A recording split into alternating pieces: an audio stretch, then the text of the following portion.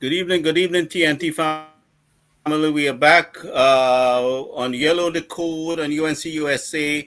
Unfortunately, we have Councillor Richard Sukdeo for Kunupia with us, and Mr. Suman Singh is with us, and also Mr. Arjun Hari Paul. And I've been trying for a very long time to get Mr. Sukdeo because he's been so busy, as we can see here, dealing with the flood mitigation issues in Trinidad and the Columbia area. And Richard, I want to welcome you to UNC USA and thank you for taking the time. And if you can give us an update on what you are dealing with on the ground there in Trinidad. I mean, fortunately, we are in government, so we have a little more resources than as previously. So you can give us a little update of what you're dealing with. All right. Good evening, all. Thank you, Gary, for having me on this program here. And right now, well, yeah, excuse me, I have a little this cough bothering me a little bit, but see how best we can make it. So right now we are into flood mitigation program. Just prior to the heavy rains on last weekend, we had a launch with the new Minister of Rural Government and local government. A flood mitigation launch right in central Alicia Waters Borough Corporation, where the new minister invited every single corporation, the 14 corporations from Trinidad. So there was representation from the 14 corporations. It was not just a UNC thing. As you know, she's the minister, so she invited all the municipal corporations to be part of it. And it was a very interesting seminar. We had the head of the ODPM, a gentleman by the name of Mr. Jerry David, together with the minister and together with some other technocrats and so on, and with all the corporation personnel. And the program delved into how we're going to manage the floods. We had no idea the rainy season would have come upon us a few days after that. So things were being put in place, mechanisms, trying to put together machinery from various corporations and various organizations to mitigate the flood. So it would have first been an exercise whereby we were going to clean the water courses throughout Trinidad, the major ones that were causing the floods there. We would have pooled machinery, like if we didn't have all the machinery in one corporation, we would have pooled with neighboring corporations and with the operators to bring that synergy together to see how best we could have mitigated the flood. But the floods came only with the plan on board, but we were ready because the ODPM had started to put things in place, and we couldn't get all the machinery in that weekend because it was just a few days. The planning couldn't come through fully, but there was some success in it that we were able to get drivers out on a Sunday evening. We were able to get machinery out, as you would have seen. The videos you were showing just at the start of this program, it would have been on a Sunday evening into Sunday night. So we had some success in um, trying to avoid some of the damages that would have occurred if we were not there on the ground. So I think we were off to a good start in that flood, and now that the floods have subsided from last week, the rains are continuing, but there's no flooding again. It's just not too heavy rain, but we are in the process of putting things together should it happen at any time again. Based on seeing what you guys were doing, it is clearly seen openly the negligence under the previous government, and we know the drills of you guys not getting the equipment and sufficient funding in time, and there was a lot of issues. I mean, you could tell us more about that. But fortunately, at this time, we took government just in about the time that the rainy season was not too far off, and you guys have done, far as I can see, some really nice work there, with the mitigating of the flood. I mean, the minister, I mean, I have a lot of confidence in Khadija. Khadija is no stranger to the job. And, she's fully informed where the issues are and what needs to be done. And I just want to see her get the equipment. And I know we are dealing with some financial issues at this point. But eventually, I know we're going to get all the equipment that is necessary. I want to see some more resources allocated, in your direction, so that you can deal with these issues hands on. But being of the little work that you guys did so far, I mean, not little work, I mean, quite a bit of work, but it has, as far as I'm seeing, it has helped tremendously. And you could tell us more about that. Well, what I can tell you, what you are saying, I think we're on the same page with respect to the minister. She would have started off as a counselor way back since she was a very young adult. And she would have gone through the ranks as a counselor. And when the partnership was in government in the 2010 2015, she was um, actually the chairman of of Tanapuna Corporation. And subsequent to that, she has been shadowing the um, the local government ministry. So she's on the ball with us. So we have a very knowledgeable and experienced person in Minister Khadija Amin who knows what is necessary, what is required for local government to execute and to do the work that is necessary. And then if you see up to today, she's on the ground. She was somewhere in Arangwes, I think, today. Um, Yeah. Subject to correction. I think it's Yes, she Arangwes. was among us. Rambatu And Trace. right.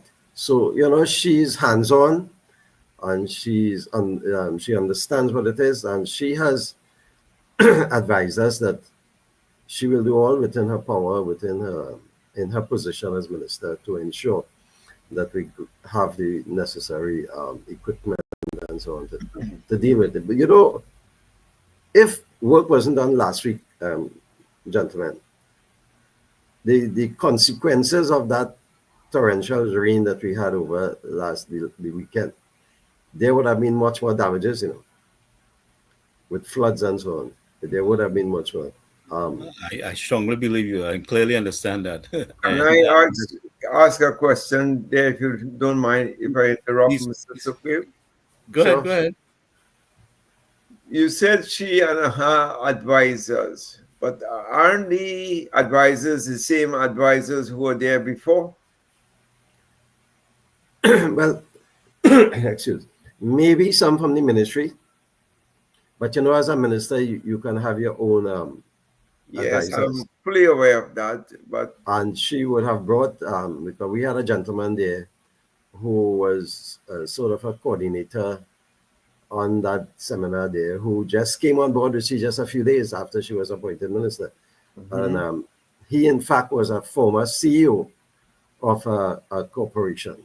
As a matter of fact, he worked for us for a while. And so he has knowledge too, and he's understand. So while there would be the career public servants who are there in the ministry and so on, the minister also has the prerogative of Yeah, but having people yeah, on her I side. understand, but that's not my question so much. The bulk of the people remains the people in the ministry, right? Yes, but Right. It's the remember, same bulk of people who are there in the ministry, were there over the 10 year or the 5 year or 6 years or how much length of time they were there. How come only this year they have acted this much to alleviate the flooding? well, you know, we mean business, and the election, the campaign was one of their phrase on it was "We'll fix it." Correct. So So, we have to hit the ground running. So while yeah, the people maybe still be there from the past 10 years, um, remember each corporation has a mayor, and the mayor is in charge of the corporation in terms of implementing policies and getting things done. The administration has to execute these what decisions are taken by council and the directives given.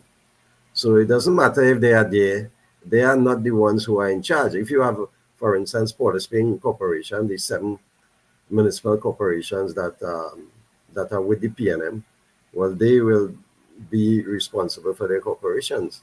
But of course, the minister can give directives to the ODPM and so on to have things going. So Correct. it is a task. It is something, a challenge we may have to work with. But I think, from what I see, even the PNM corporations, everybody on board with this.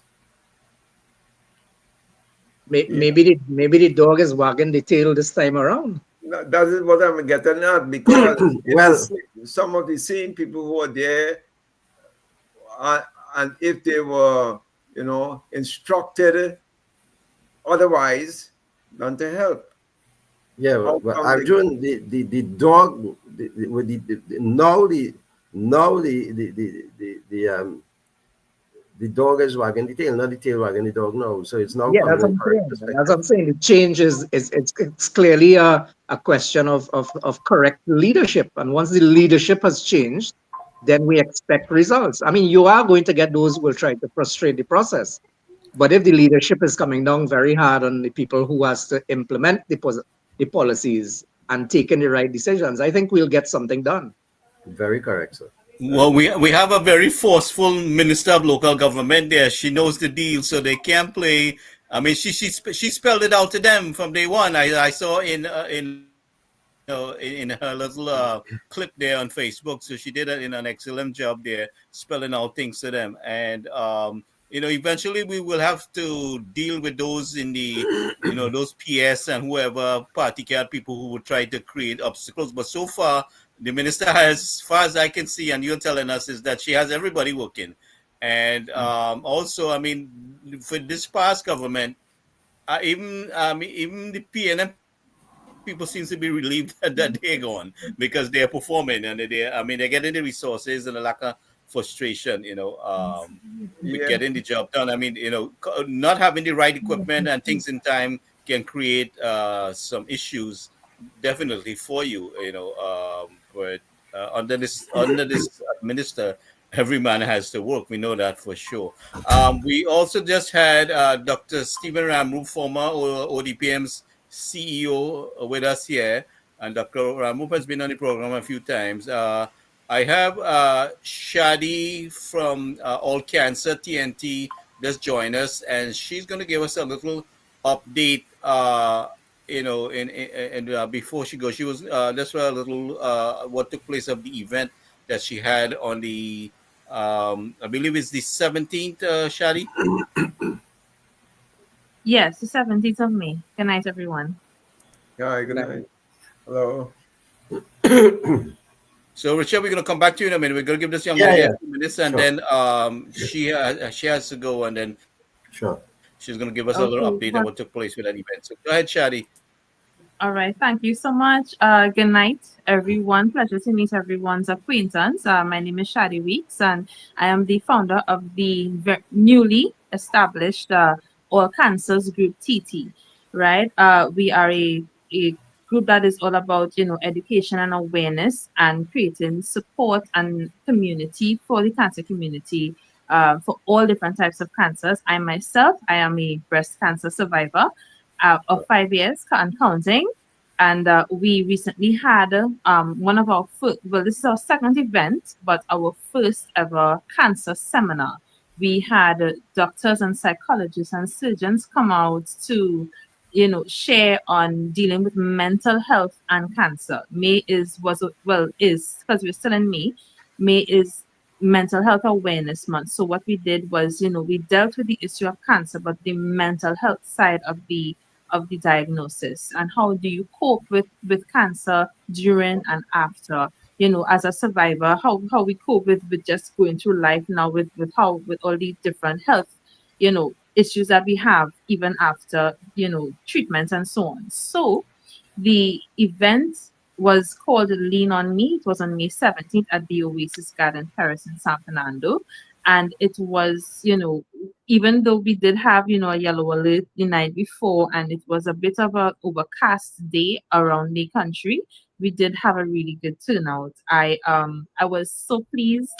Persons, really left with a wealth of information. We had food and massages and stuff that we were able to treat the cancer survivors who did attend. So they got pampered, and we really got, to get to the meat of the information and why they were there. We had an oncology doctor, Dr. Bagalu, an oncology nurse there, Alejandra Matos. We had Camille Campbell, who's a certified psychologist, Dr. Kirk Gooding, um, Dr. Rishi Ramraj, who is a specialist on colorectal cancer. He's a surgeon I believe it's Pfizer, and they all came out, and we were there from 8:30 up until about 4. The reason why we were supposed to finish at 3 p.m., but we finished after 4 because persons couldn't stop asking questions. They had so many questions with regards to prostate cancer, colorectal cancer. We had a full panel with survivors and the doctors, and people had so many questions, which just showed me that there's more, that people just want more information and they want support and they want help. So this seminar, really, the success of this seminar showed me that, our support group services are really going to be, helpful for persons, especially transitioning out of treatment into survivorship, and really helping them thrive through cancer, and just leaving cancer behind after all of the testings and the treatment is done. We want people really living life healthy and supported as much as you would need it, because the mental health aspects of it is not just for the cancer patient, but for the caregivers as well. So we had an excellent turnout. I'm so proud of everyone that supported, and I want to thank Mr. Maher, Gary, for allowing me to come onto his platform and to share the vision of what we're trying to do, and you getting his support. It has been really, really amazing. It was an excellent day. We are just, I'm going to just implore or those who are watching, who will watch, to really support us. Go onto our page on Instagram, Facebook, or TikTok at the All Cancers Group.tt. You will see all of the pictures and the videos from the day. And please support us moving forward. We want to be able to actually give tangible support to cancer patients through wigs donations, turbans, breast prosthetics, and so on. We really want to create, a place for support and hope for cancer patients. So please message us through our social media. You can get at me as well too. I'll give the information to Gary how you could support us.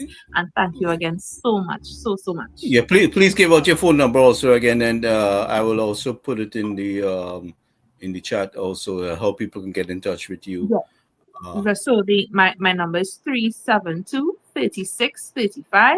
If you want to reach the foundation, and you could also go through social media as well, and I would be able to respond there as well. Please, I know we are a new group, but we have, as soon as we were established from December 2023, we started the ground running. We had our first health fair last year. We're having another one this year at September 27th. We have our support group services that will be launching hopefully next month, as long as we get the financial support that we need as well too.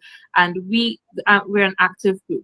We have a lot there. There's a lot of help. A lot of persons are reaching out, letting us know about their situations and the support that they need, not just physical but emotional as well. So if we have any doctors or psychologists who would be looking and would like to donate their time as well, as not just monetary support. We need persons to donate in other ways for the services that we would need to really help the community, thrive. Right? So just, reach out, and I look forward. Thank you. Thank you, Shadi. If anyone has any question for Shadi before she goes, please do so. The support is definitely, we are 100 years behind in the support structure that we need in Trinidad. So I'd like to encourage and support that. And Shadi, you're always welcome to come and give us any update time to time. But if Yes, anyone thank you. has any question for Shadi, please go So, ahead. so Sid, you know, I always admire cancer patients who can come out and speak and encourage, and then want to contribute to that so that other people can benefit from it.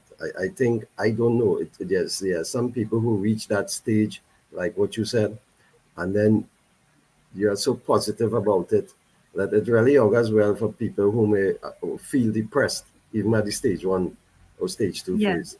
So thank you for your work, and surely, is something to really support. Thank you. I appreciate it so much. Thank you.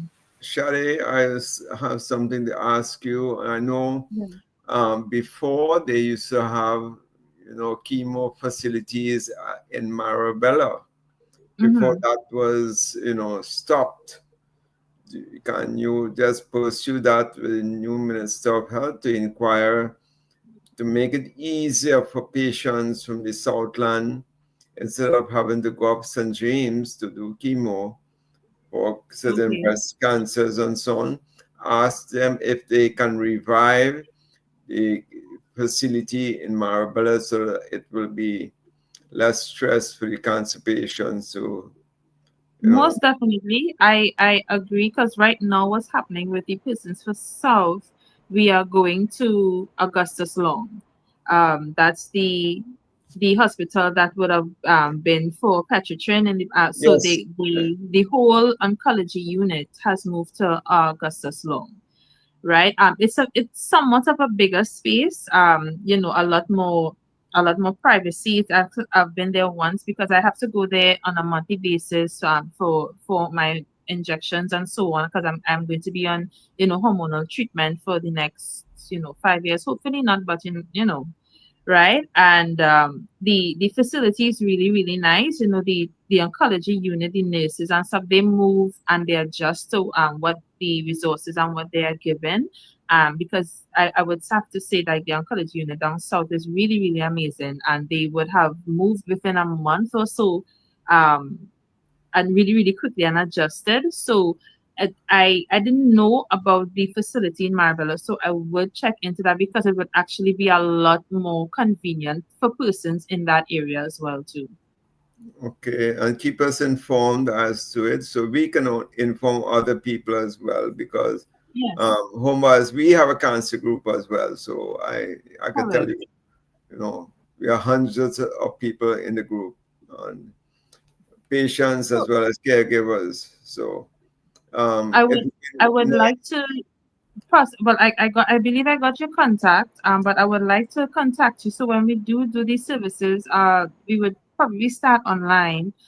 We want to have, three specific sessions for one for cancer patients and survivors, so that the patients would be able to see a survivor coming out of where they are coming from, and then one session for caregivers, specifically the role of the caregiver being able to take care of your mental health while caring for someone with cancer, and then one specifically just for men. So seeing that you do have a lot of persons within that within those categories, I would say I would like to link with you and this pass on the information if you would like to come online, just share their stories and really just create a network of community for all of us so that people can see that we have a lot of survivors out there. There are persons who have not yet seen a cancer survivor because they persons within their family and their environment would have died from cancer as soon as they got diagnosed. So it's really good, to see a really strong front on where that is concerned. right, I'll get you some more additional information on that and a contact Okay, person as well. great. Yeah. All right, thanks. Anyone else has any question for Shadi? Arjun, you have anything?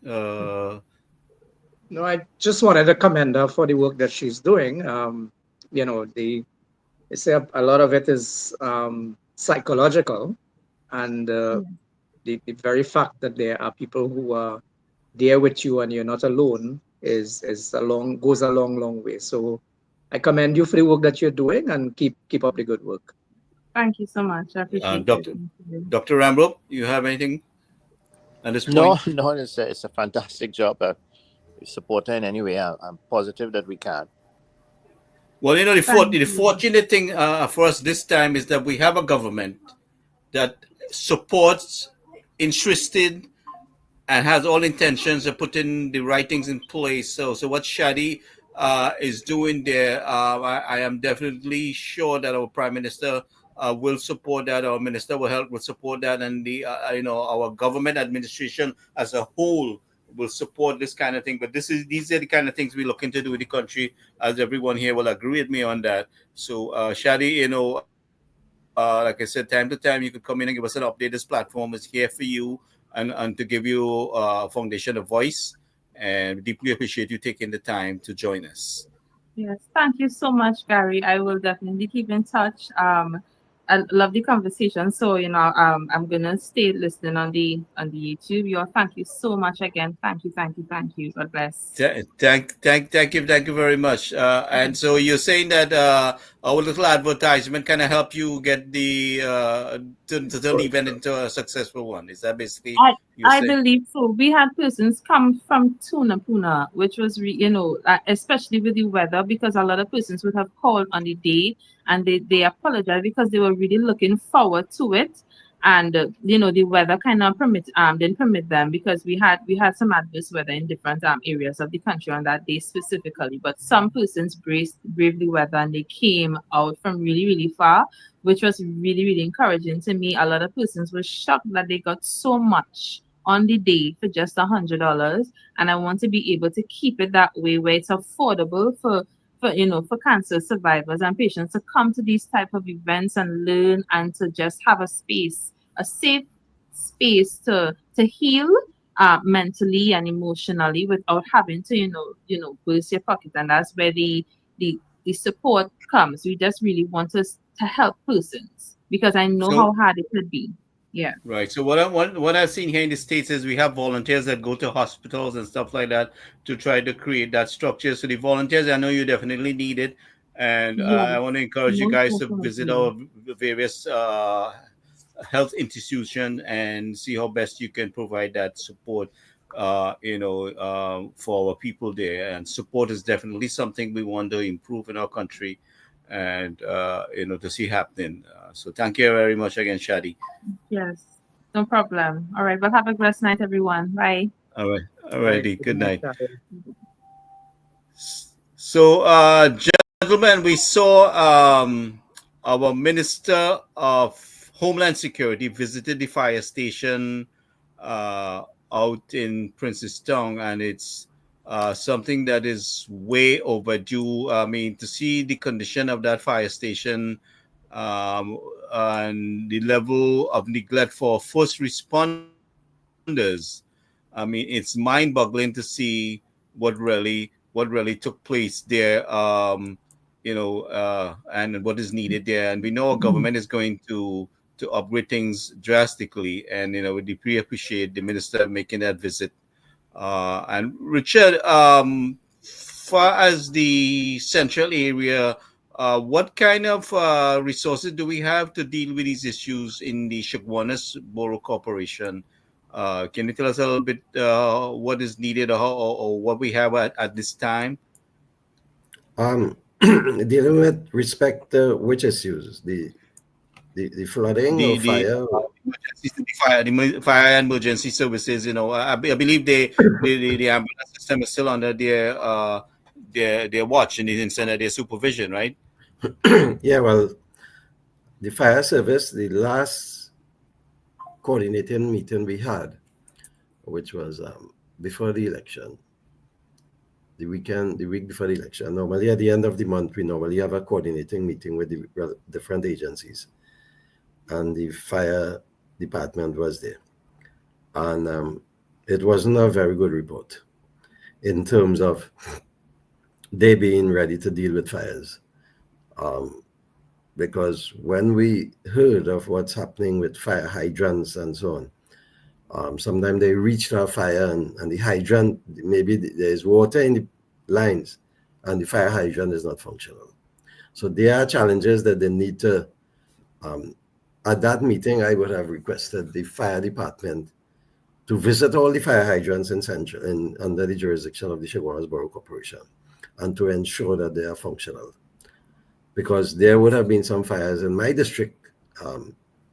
There was a bushfire that was threatening a residential community, and they couldn't turn up. They said they were coming, and they didn't come. And when I contacted the chief fire officer in Shogunas the next day, he was saying, well, they had to prioritize, and they couldn't come. I say, well, if you have to do that, then you should say that. You can't say you're coming, and then I having to tell the people they're on the way, and you just didn't show up. I said, that's not good. So, you have to explain so that we can tell the people. Remember, the people on the ground, they're expecting answers. So they can't want to hear you are coming, and then you just don't come. But there are a lot of challenges. The fire department, and I would think all over Trinidad, it really needs, they need more trucks, they need more equipment, they need to upgrade their stuff to deal with the fire. I think Arjun probably might have an insight. He has a relative who would have been connected with fire. Maybe you could get something from an administrative perspective there. Well, Arjun? Richard, the problem with the fire service has always been a management problem. And I hate to say it, but square pegs and wrong holes, and that has been the problem in the fire service for a very, very long time. Now, what you're saying there is, to me, a little surprising. Well, not surprising, but shocking. To me, you can't show up at a hydrant in an emergency only to find out that the hydrant isn't working. Someone has to be responsible for maintenance of the fire hydrants, and if that isn't happening, then management is clearly falling down on the job, right? So it has to be a routine thing that you do. You go around every month or every quarter or whatever and do the maintenance, but not just the maintenance. You have to also check that they are operational. And if that isn't happening, then the management of the fire service is falling down on the job. And again, we know the mindset of the previous administration. Really, infrastructure and infrastructure maintenance and all of that gets very, very low priority for that regime. And thankfully, these things are going to have to change now, right? I mean, I'm hearing people in leadership positions calling on their subordinates to buck up and show up. And I think that is the transformation that is needed to get Trinidad moving again. And the fire service is just one aspect of what is happening in this country. And we're hoping for that change. We're hoping that now with new management, things are different, that people would start to get up and start to work, do what they have to do.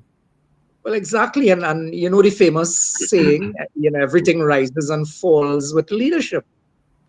And once the line minister and the people in leadership positions in the various ministries could get up and start calling for accountability and holding people responsible. And for my short tenure as a leader in the public sphere, I know how important that is. You have to hold people responsible, and the people who are there to deliver, you have to call on them ever so often as you have to, embarrass them publicly if you have to get production out of them. But leadership is critical. And if you're right.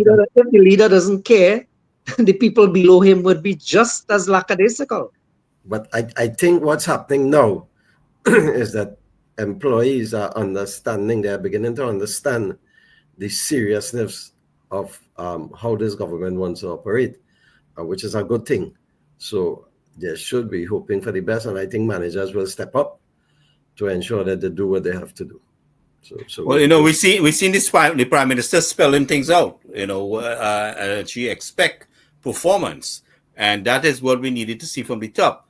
I mean, for far too many years, it seems that there has been a culture developed where nobody held anybody accountable. So that's why things lapse to this extent, And we have a typical culture in Trinidad. Coming doesn't mean that they're going to come, And long time we used to say, stop coming and come, right?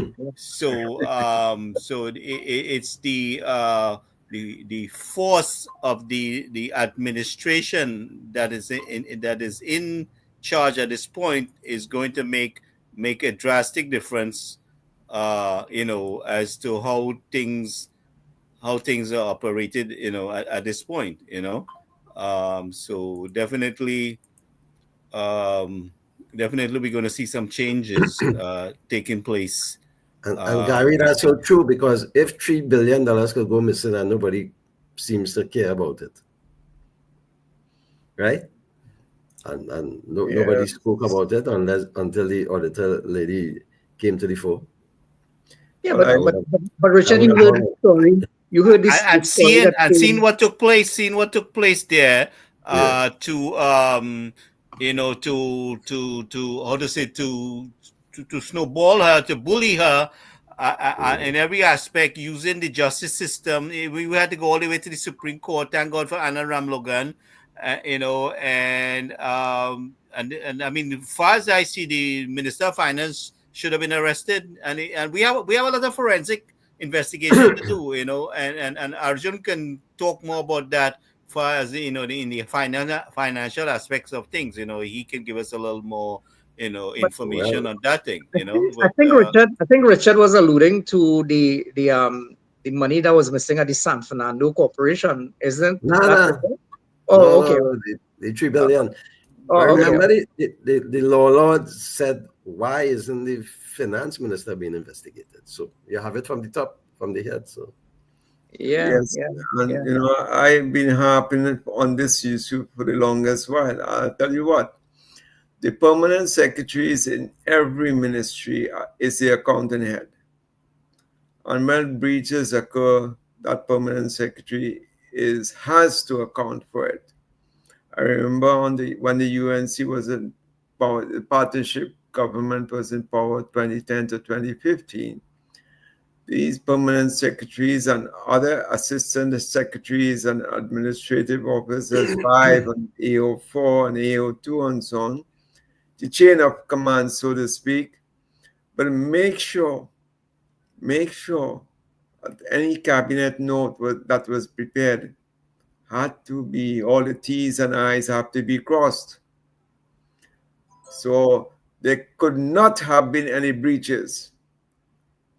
But this previous government, apparently that system fell through the door.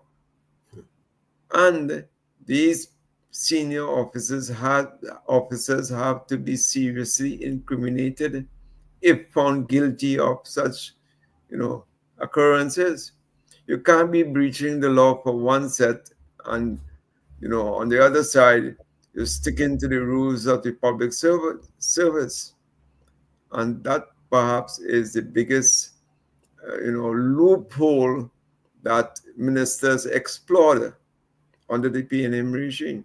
Now, it's another formula, whether that the PSs and the ministers were in collusion, because to make a project happen, you need to have, conformity across the board. But on one hand, you cannot say, well, this is not in order, something is wrong, there's no justification, blah, blah, blah, there's no money, and so on. Because the PS is the accounting head. They will tell you how much monies are allocated. They will tell you how much monies are committed. They will tell you what is the balances of expenditure remaining in the particular votes. So, how come in this case, when only 7 months into this fiscal year, most of the monies have already been expended, and in some ministries, like in health, you have $500 million in payables. You have accrued that already to pay, yet you don't have any money. So how can you accrue that to pay only 7 months a day? You still have 5 months to go with. How can Yeah, that but be realistic? you have to understand how the cash flows in the government service operates. Yes, you may have a quantum of money that has been voted in the budget for any particular ministry, But that ministry has to await the releases from the Ministry of Finance. And those releases come in small portions throughout the course of the year. Now, if you understand how the cash flows accrue to the government, and most of the revenues that come to the Ministry of Finance come in quarterly tranches. Yes. So that what happens is you can't wait until, sometimes the ministry wouldn't wait until they have the release from the Ministry of Finance to go ahead and execute a project. So they will execute the project on the understanding that when the money is released from the Ministry of Finance, that they will then pay the bills that have been run up during the quarter. And that is exactly where the Ministry of Finance, I suspect, without having the details, I suspect the Ministry of Health and other ministries as well would have found themselves in a situation where they would have run up bills and awaiting the releases from the Ministry of Finance to pay those bills. The problem now is that the Ministry of Finance, we are caught smack in the middle of the third quarter. This quarter ends at the end of June. So that government coffers are not going to be replenished until the end of June. Now we are barely into May, going down to the end of May, and we still have a full month to go. And the government changed smack in the middle of a quarter. So when you pull all those things together, you understand the predicament that the Minister of Finance finds himself in at the moment. So he needs some quick cash from wherever he could get those cash. And I'm not sure what the position is at the central bank overdraft, if there's any room at all. And I suspect in an election year, there may be very little left in that overdraft if they haven't consumed all of it in the first few months of the year. That's what I'm getting at. The point is that I understand your point of releases is done quarterly, but in some ministries, the entire votes for the entire year has been expended.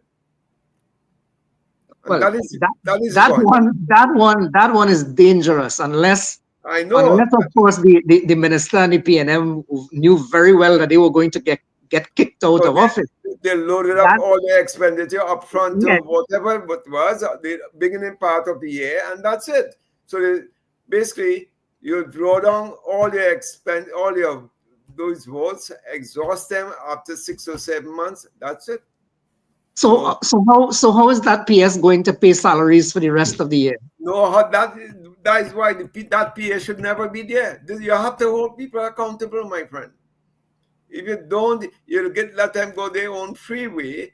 Somebody has breached the Civil Service Act.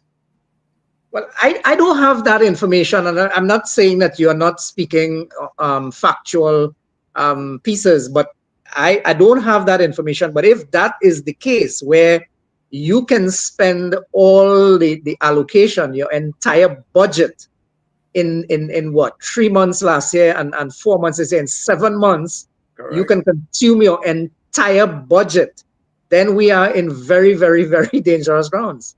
Because salaries have to be paid for the next few months. Yes, and if you work in the ministries, they will tell you, I had to work in Ministry of Education. I had through my workflows to say, when month of June, this is the amount of expenditure expected, July, August, September, October, for the entire year. So that when you submit that to your peers, they will say, okay, so they have a good idea how much funds, you'll be drawn down in a particular month or a particular quarter, as the case may be, because I have to do this projection for the year. Yeah, and it has to be broken down on a monthly basis. Correct. So I've heard from my fellow officers, hey, you know what? Our projection, nobody's following the projections here, boy. All the money has been expended already for the year. There are nothing in the votes again. So you have to go into what was it is the other option, that financing. So just a comment on that, right? Yeah. Just a comment. I think what Arjun was saying is the releases comes when at a monthly basis or quarterly. Quarterly, right? It does. So yes. I know how it comes in the corporation. I don't think an organization or a ministry can spend all the money. What happens is that central government is spending the money that have been allocated to the various ministries, so that they do not now have the monies to give to release to the various ministries when they apply for it. So they know who are in charge, the Minister of Finance and those at the top. They're using the funds that were allocated, that were budgeted for the various ministries, and that's how it is spent out. It's not that Well, they. Richard DPS said he knows how to move money around. Well, he That said was his that. expertise. Correct. He said that. So, Yes, they know how to move it around, but they didn't know how so to move it around when the people partnership was there. They will tell you, hey, this is your allocation as is in the books. But now they know how to move it around for the PNM ministers, and this is what I'm getting at. Yeah, but I don't know moving it around increases the size of the pie, and that's the problem. So you have to take it from somebody to give it to somebody else, and it's just a question of how you prioritize. But this kind of, and I keep saying it, this kind of lawlessness must be outlawed. In an election year, once the election bells are rung, a government must be constrained, it must be restrained in what it can do, and we have to write that into law. You can't borrow, what was it, 1 point something billion dollars in the last 1.5 month, in the middle of March. in the last month after the election bell is rung. You run up a bill of $1.5 billion in borrowings. That has to be illegal, and we have to outlaw those things. As a country, we are not going to go anywhere unless we could institute that kind of discipline in the management of our finances. This is not a government's money. This is our money. We have to clamor for those things, right? Well, if it's our money, when did they inform us that they were doing these things? Exactly. We knew because it came in the press that there was a 200 million borrowing for road repairs. Richard, you would have been aware of that, right? Yes. So I think the country was aware of that, but we were not aware of the extent of it. $1.5 billion. We weren't aware of that. And had the government, had the PNM won this election, we probably would never have been aware of that. that's right. I mean, for the history of our time, first time we have seen, for the history of our independence, first time we have seen an auditor general stood up. I mean, how much of what happened under her watch happened before and we didn't know anything about it? We have to think about these things. So we have a lot of auditing to do. But I know we are focusing right now on getting the funding, creating the revenue stream. The auditing will have to be done at some point. Yes, we will do. We'll be discovering things. I mean, look at what happened with the Ministry of Sport and was it Youth Development there under Philip Watts, Minister of Sports, and the amount of people hired there and with big salaries and just sucking up everybody friends and associates there to eat their food. And we've seen some the money has been spent, and the prime minister is cutting the waste, plugging the leaks, and trying to rechannel the funds to where it's needed most, where the people need it the most. And that is, and I mean, extremely essential and absolutely necessary to be done. And they were just gallivanting and about where the prime minister was going to get the funds. Well, of course, obviously, she's going to get it by cutting the waste and the bulk of money coming to the friends and family and associates. So that's one way to get the money. And the other part is that we have to create a revenue stream, which they killed. They have suppressed our people so much in the country that whether you had a business idea or you're trying to do, there's no lack of ease of doing business. You could invent something and you can't get away in TNT because of the politics and the biasness and all the various prejudices.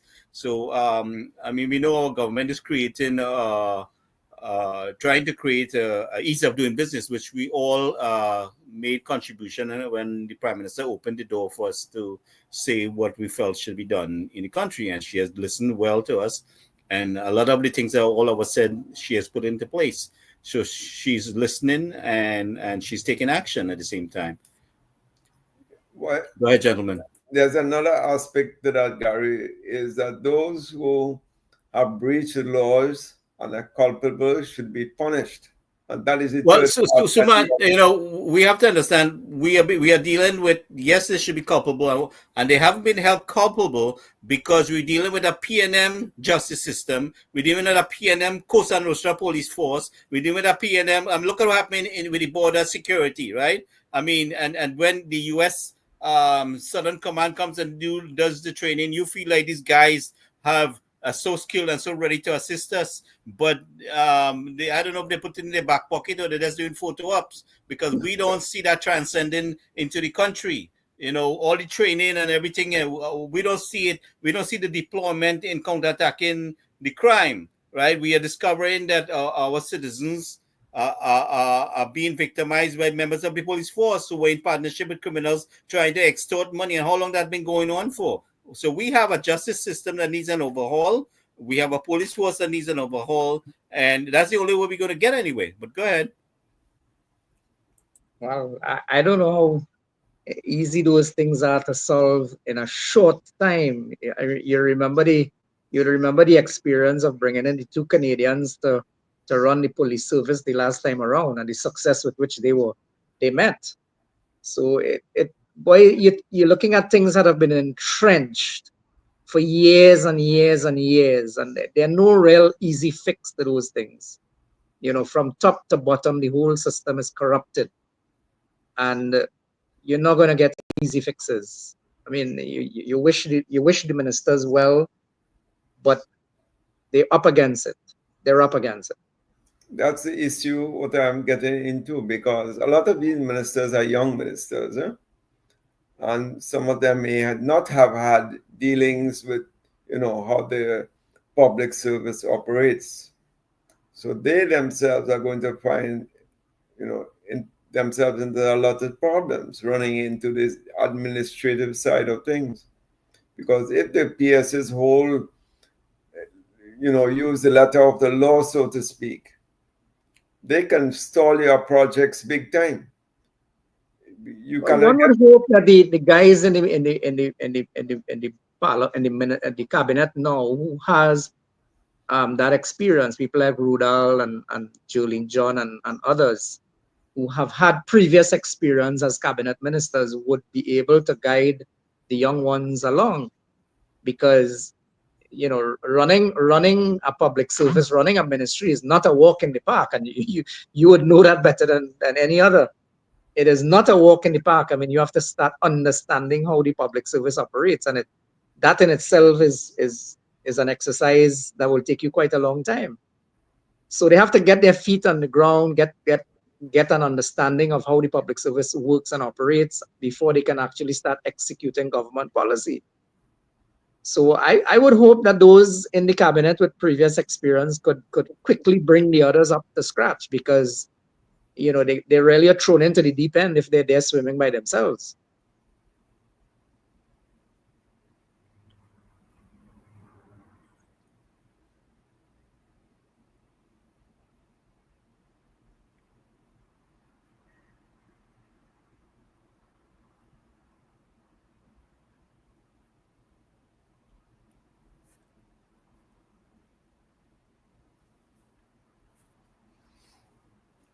Hello?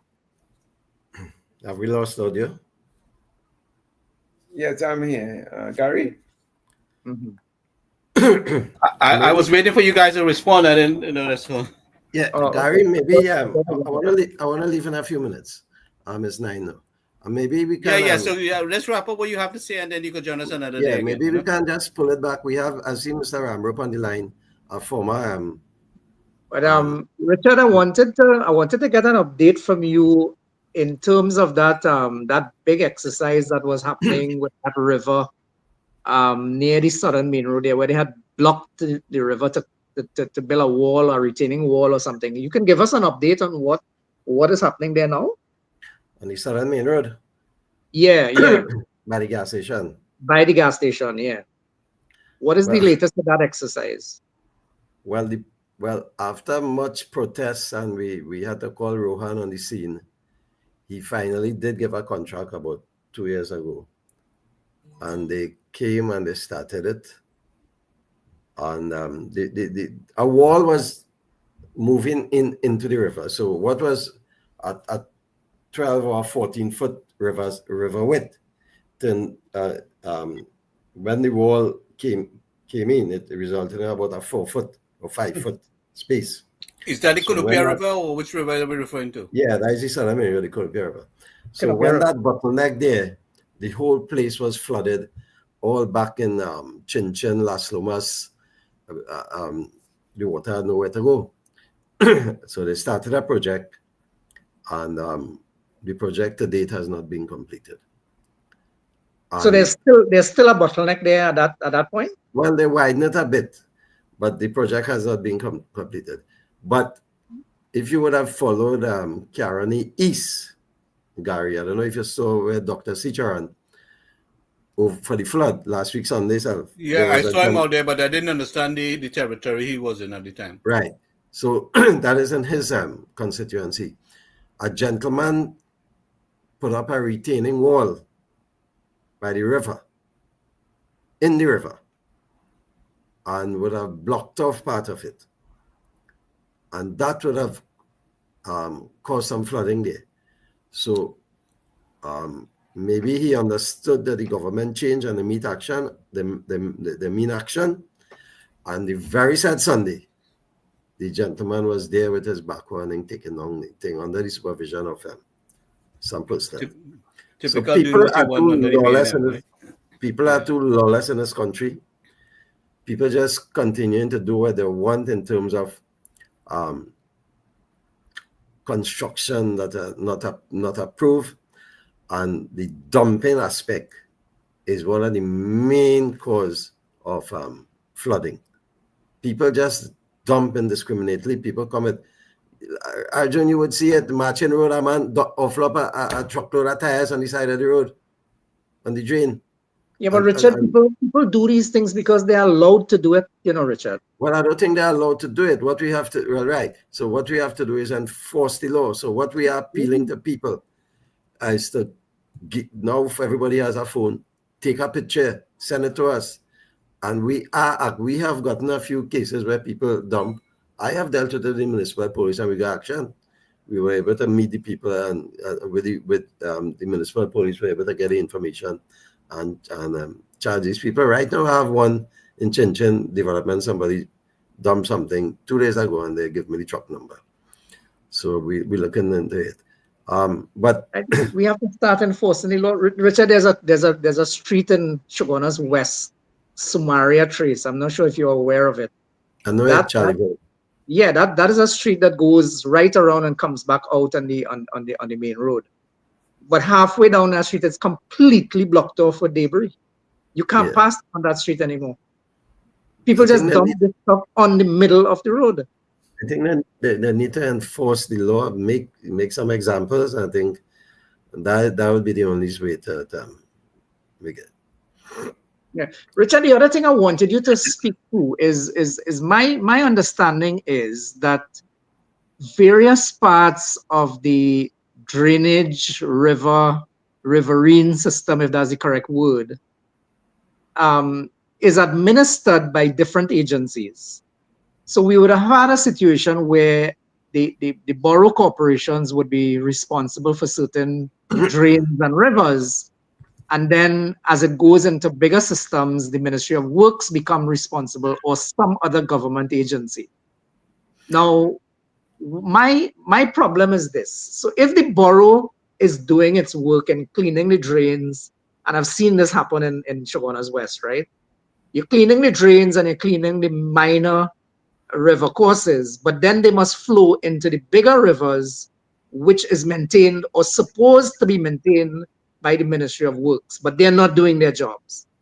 So then you create a system where the water flows, and this happened along the highway here on the Uriah Butler Highway, where the water flows nicely up to a point and then it hits a bottleneck because the other agencies are not doing what they are supposed to do.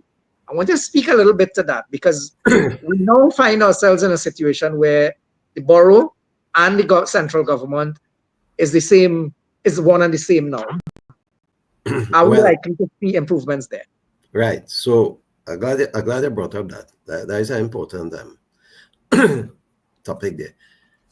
So the borough maintains the smaller water courses, right? Then you have the Ministry of Works doing the rivers and so on. And then you have the drainage department under the Ministry of Works too, that maintains some. And then there's where there are agricultural lands, the Ministry of Agriculture are responsible.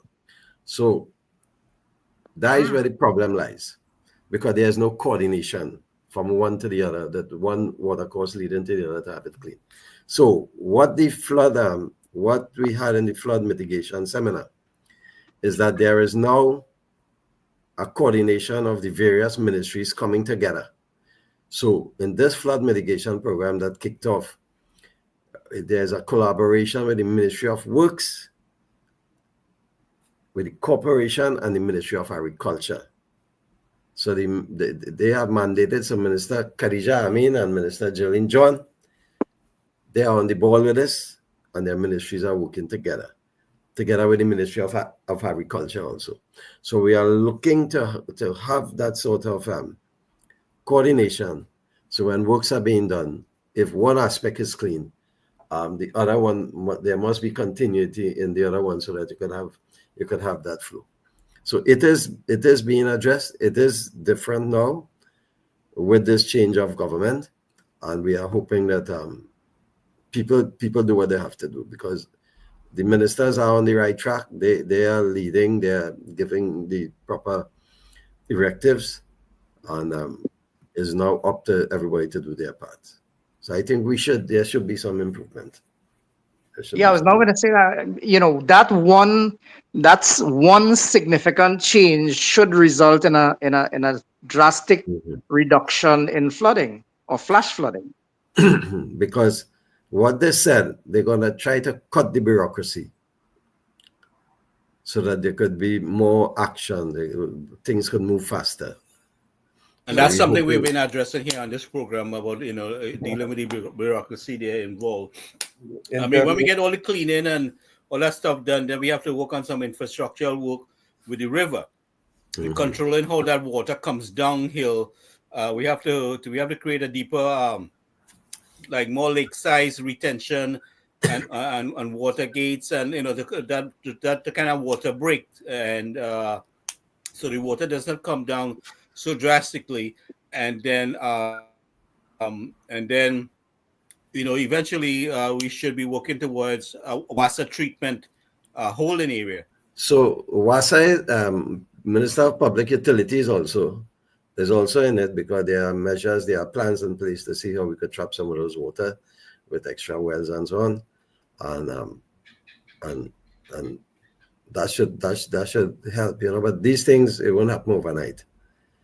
No, I mean, it's kind of throwing out there because. But one of the good signs that I'm seeing coming from this administration is, and even the Prime Minister herself is leading the way on this, because she is refusing to allow ministries to operate in silos, and I think that is going to lead to significant improvements in efficiencies. You saw what she did with finance and planning. Right. And the other ministry, industry and tourism, or whatever the ministry's name is. Those three ministries are kind of working side by side, and just the fact that she made the ministers junior ministers in each of the other ministries is a really good sign. And now what we're hearing from you, Richard, is the local government, works and agriculture working together. Again, everyone knows what everyone else is doing, and I think that's a good sign for increased efficiencies. Kudos to the leadership. Yeah, and one of the things that was said, which is significant, is that they are putting in place to clean 230 kilometers of river courses, water courses. Right. So if that is desilting is done, we should have some serious improvement in terms of And we the. should make sure that I mean, with the rainfall, that stuff doesn't end up back in the river. So when we clean it, it should be retained in a way Yeah. that it's not back in the river when we get a heavy flooding situation. So that's something we had to look on to, you know. So I don't know when if Mr. Ramrup is there, if he could give us a little insight, being a manager at the time, how things was at that time, and if there's any significant change to it now. Mr. Dr. Ramrup. Ramrup? Yes, hi guys. Hi guys. Right. Well, I mean, the answer to that is yes. I mean, I am positive that when we left in 26, well, let's say the thing about it, I left, I really, really, truly left when we lost the election in 2015 because during the year 2016, when my contract was continued, I was just a CEO in name only, as I indicated before.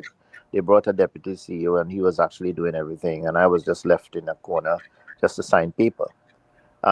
So really and truly, we were doing pretty well until we had some directives from the permanent secretary in 2017 to stop. Literally, they actually wrote and indicated, and I was instructed to stop almost every program that we were doing. You understand? And when I looked at, I mean, I haven't been there in the last 10 years, and the results would probably demonstrate that a lot of the programming that we had initiated was not continued. One of the things that you will see is we must work smart and not just hard, because right now we have to do some hard work, and this is what you all are saying. I mean, this is what we're doing, which is what they have to do. They have to clean the rivers. They have to do some basic work right now. That is getting everything cleared, let the water start to run out, and see where the problems are going to be after.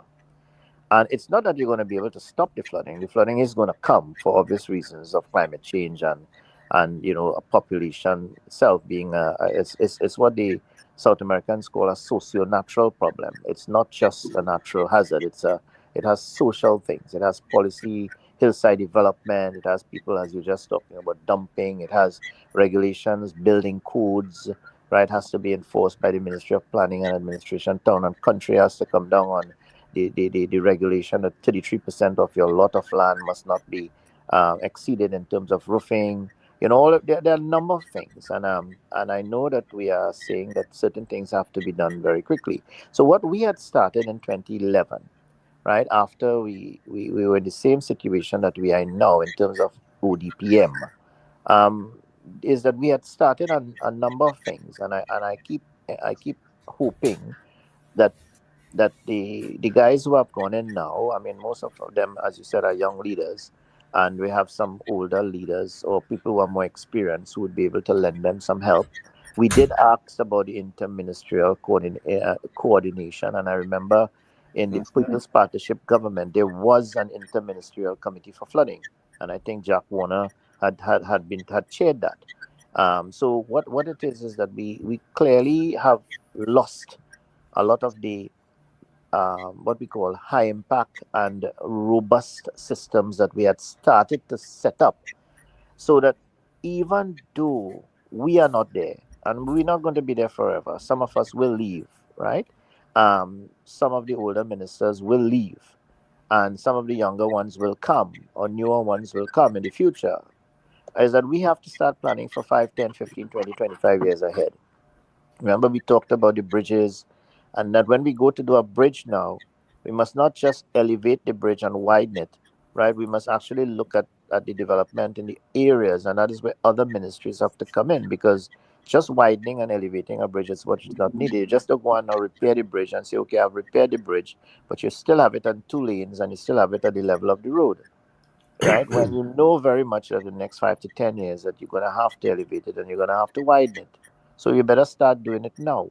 So these are the things that demand that we have a tool, a management tool that is embedded in the public service.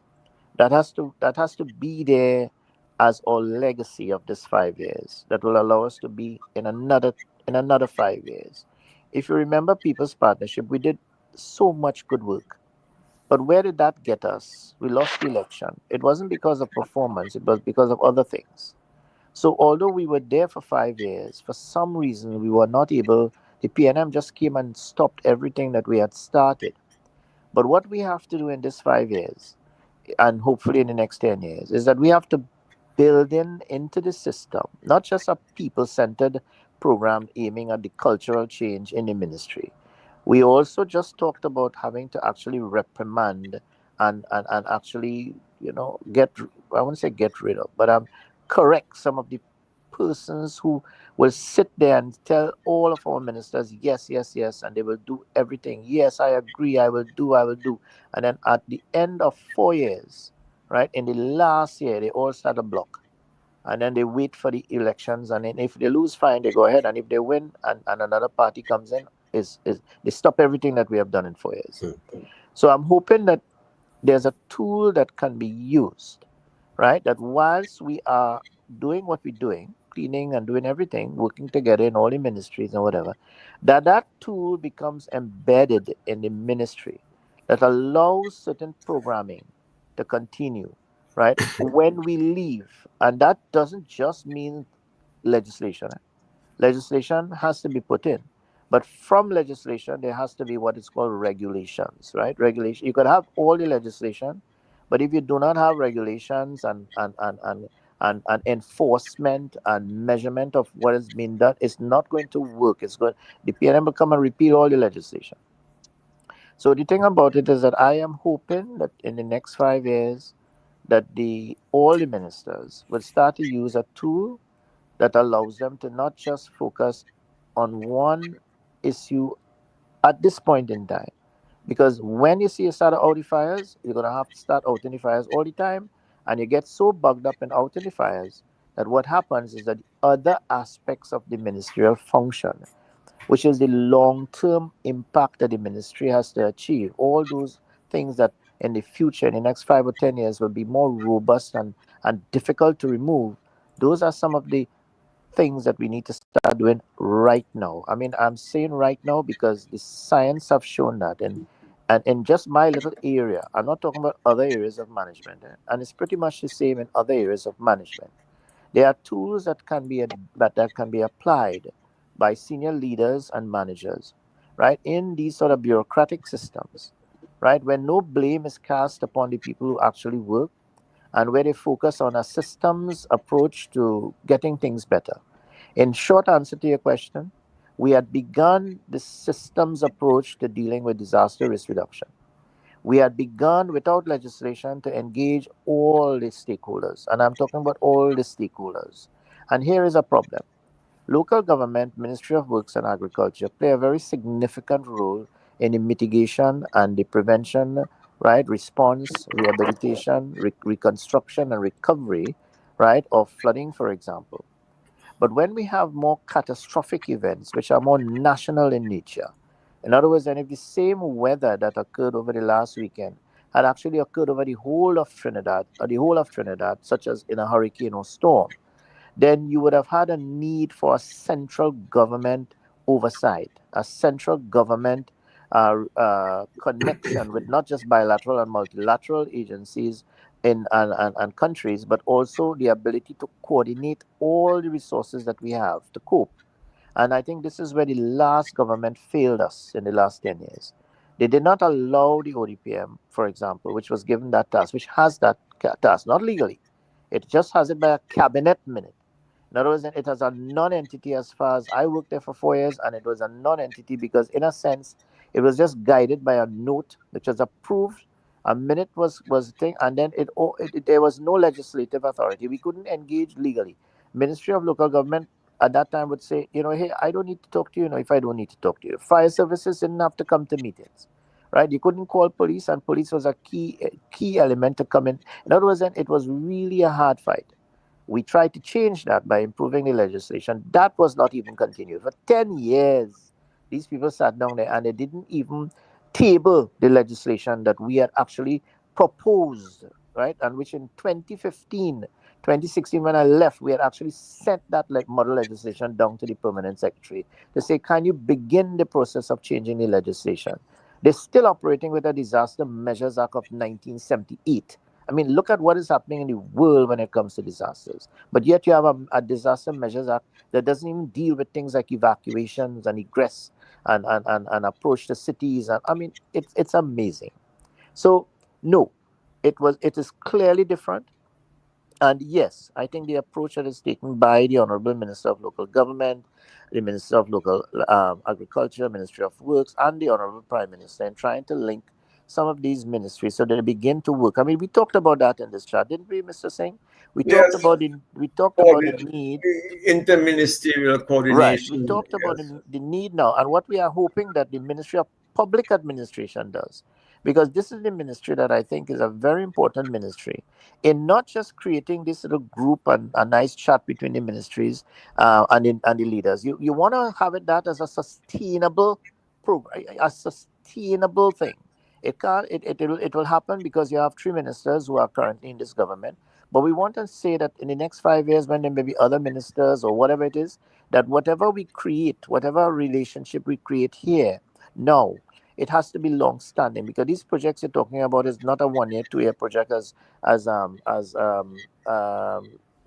were saying, Mr. Soteo. Yes, I mean it's not a 1 year, 2 year program. These are programming that goes. It's going to be years. Planning is years ahead. It's not just 5 years. When you're Yeah, talking about yeah. bridges and cleaning rivers, it's not about just doing it now. We're going to have to do it now. Don't get me wrong, but we're going to have to plan with the Ministry of Planning and The Development. thing is, it has to be Yes, done and then it has to be followed up. right. So we're going to have to do that Gentlemen, now, and we're going to have to do it now. But the yeah, problem is that when we do it, and this is where the science is, this is what disaster risk reduction science is saying. This is what the people who have researched in disasters all over the world, especially for countries like us, know the biggest result, right, for our money that we're going to be spending now, right, in the future, is to begin, right, these long-term mitigation programs whilst we're doing this big cleaning. So in other words, then whilst we begin to clean all of these rivers and whilst we begin to go on all this sort of thing, we have the other ministries, Ministry of Social Services, right, Ministry of Health, the other ministries, they also have to get engaged in various aspects of now making the people resilient. In other words, then it's going to be about getting the water out. It's going You're to going be to need about all of Ministry of that. Education do helping with the educational part of things. Correct. Now we're talking about Ministry of Education that yeah. has the responsibility for Gary, shelters. excuse Mr. Shelters, Amro, right? one We second. yeah, Gary, yeah. I have to go. I told you I want to do Right, it right, online. right. So So that's Okay. okay. Thank you so much. That's all right. but Sorry about but that. I Yeah. really would like to join back Mr. Ramroop another time because I love what he's saying. I love the conversation, and I Well, hope we continue it. And sorry guys, but I have to leave. I have something to deal with now. Thank right, you. Right? right. But also, before you leave, I would like to, if we can, you can see to them, Mr. Dr. Rambo gets invited to the Shogunas Board Corporation to have this kind of discussion with you guys down there. Of But the course, program, I'll anytime you can come back, it's always available. yeah, Uh, of course, I'll tell the mayor, Mr. Amrup, so that um, there's Sure, anything sure, we can sure. Yeah, consider. yeah, yeah. Right. So, guys, Whatever. Yeah. after Thank you leave, it very was nice, much. and we'll see you again sometime. All right. Thank you very much, Thanks. Richard. Thank you very much for joining us. Okay. Bye, guys. Yeah.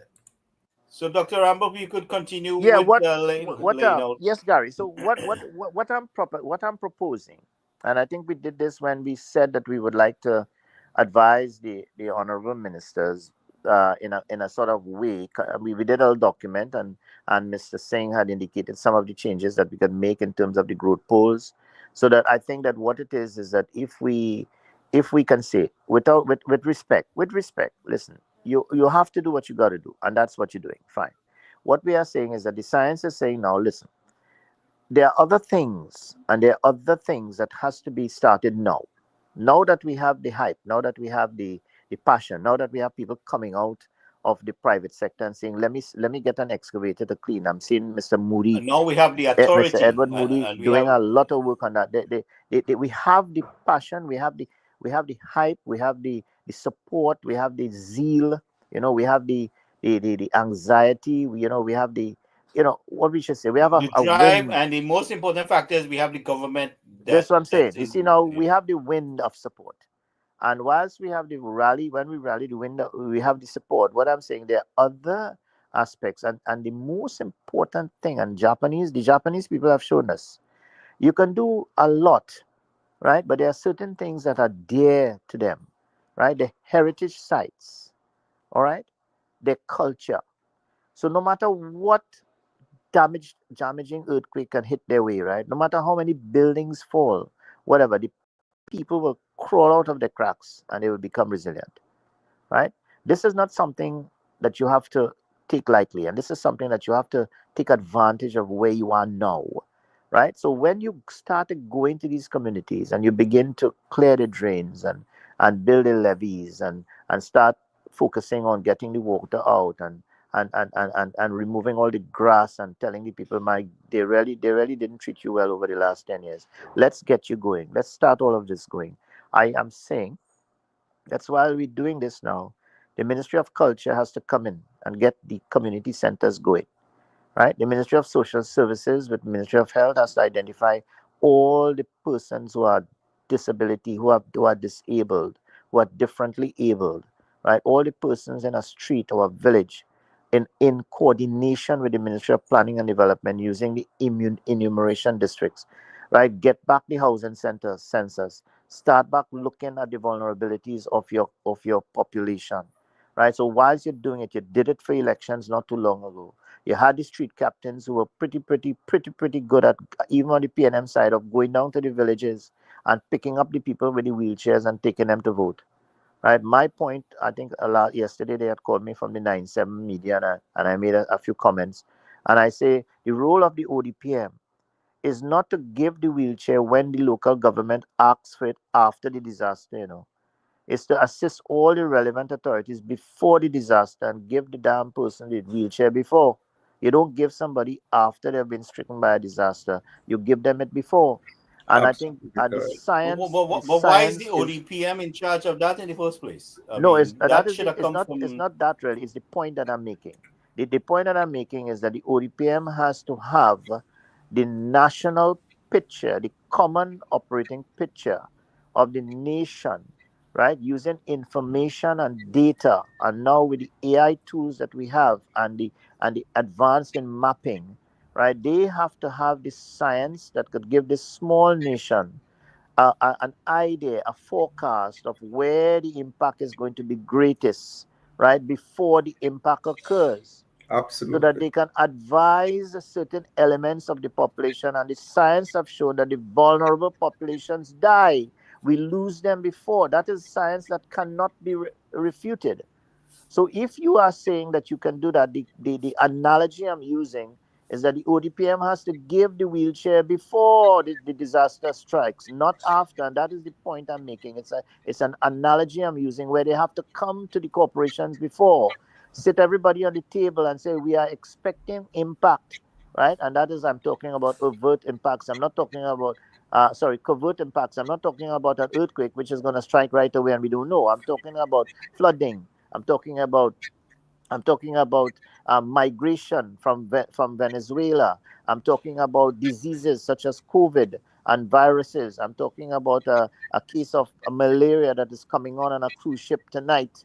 You know what I mean? These are the kind of impacts that they have to sit down with the people, all stakeholders, and say, guys, this is where we are. This is where we are. This is where you should get all your resources.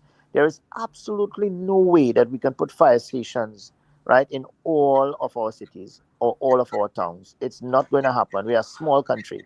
So the ability of a central oversight, a central 24 situational awareness public safety entity, which is the ODPM, is to say, listen, right, okay, you're going to have an impact here, right? In other words, and we look at all your resources, this is where we would advise you to take resources from here and here and here and move them to here right now until we could put a fire station in Princestown. So the point about it is that it is this pre-positioning, this understanding of resources, this national operation picture that they have to have, this ability to give forecasting tools or use forecasting tools before the impact hits. So it allows the national, the local government authorities to focus resources in those areas, and so they don't have redundancy, they don't have duplication, and they have optimization of resources at all levels of the response. I totally agree on that. Dr. And it is, We have to and build it out. is We have based to build on, out that Gary, infrastructure. it is based on what is called a national response framework, right? In the United States, if you Google national response framework, you'll see a document by FEMA. What that says is each entity, each institution, association, right, organization in a country has a role to play in a particular hazard impact. Good. So in flooding, you would have the lead will be the local government in terms of all the burgesses that they are responsible for. But in the same flooding, there are other agencies in the national response framework that has to come to the table, right? Somebody's house is flooding out. Of course, it's going to be Ministry of Social Services. They're looking at replacement of certain grants and whatever, right? Ministry of Agriculture when it comes to livelihood issues, when it comes to crops and whatever, fine. Ministry of Health when it comes to the fact that once you have flooding, you have diseases, right? You have people with diabetes who can't get medications, access to medications, so they come in the picture as well. You understand? Ministry of even tourism.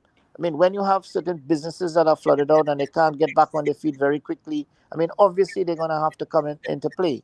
So what I'm trying to say is that the national response framework, there are certain, it's a whole of country, whole of government approach, right? And each agency has a responsibility. So we have to begin to teach everyone. We have to begin to. We started that in 2011. I swear we did. From 2011 to 2016, we began to engage again without legislation.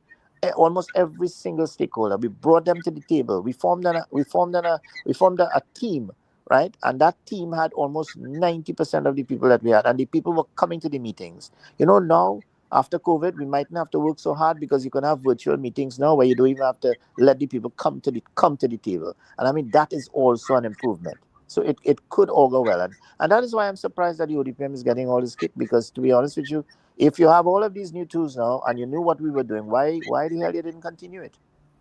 You know? Yeah, exactly. And this is good that we're bringing out these and making these points so that the people understand. You see, people need to be educated on what structure was there,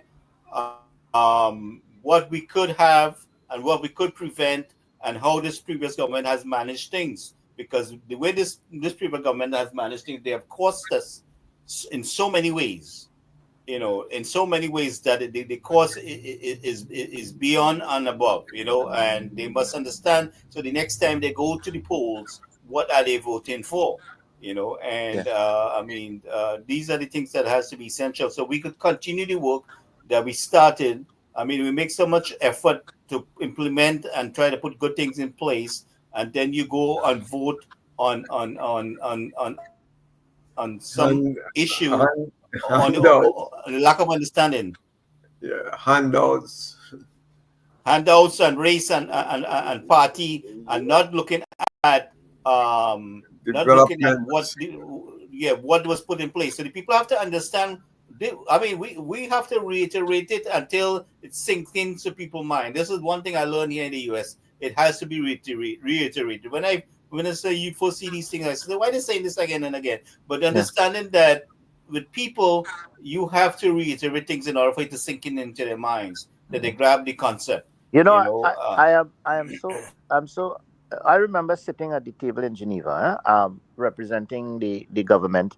Our ambassadors would come and they would say, "Okay, Dr. Ramrup, you are the SME, you speak." Or I would go to New York at a meeting, and then our minister would have come to the meeting, and then I would do my part in the technical part, and I would sit at the table.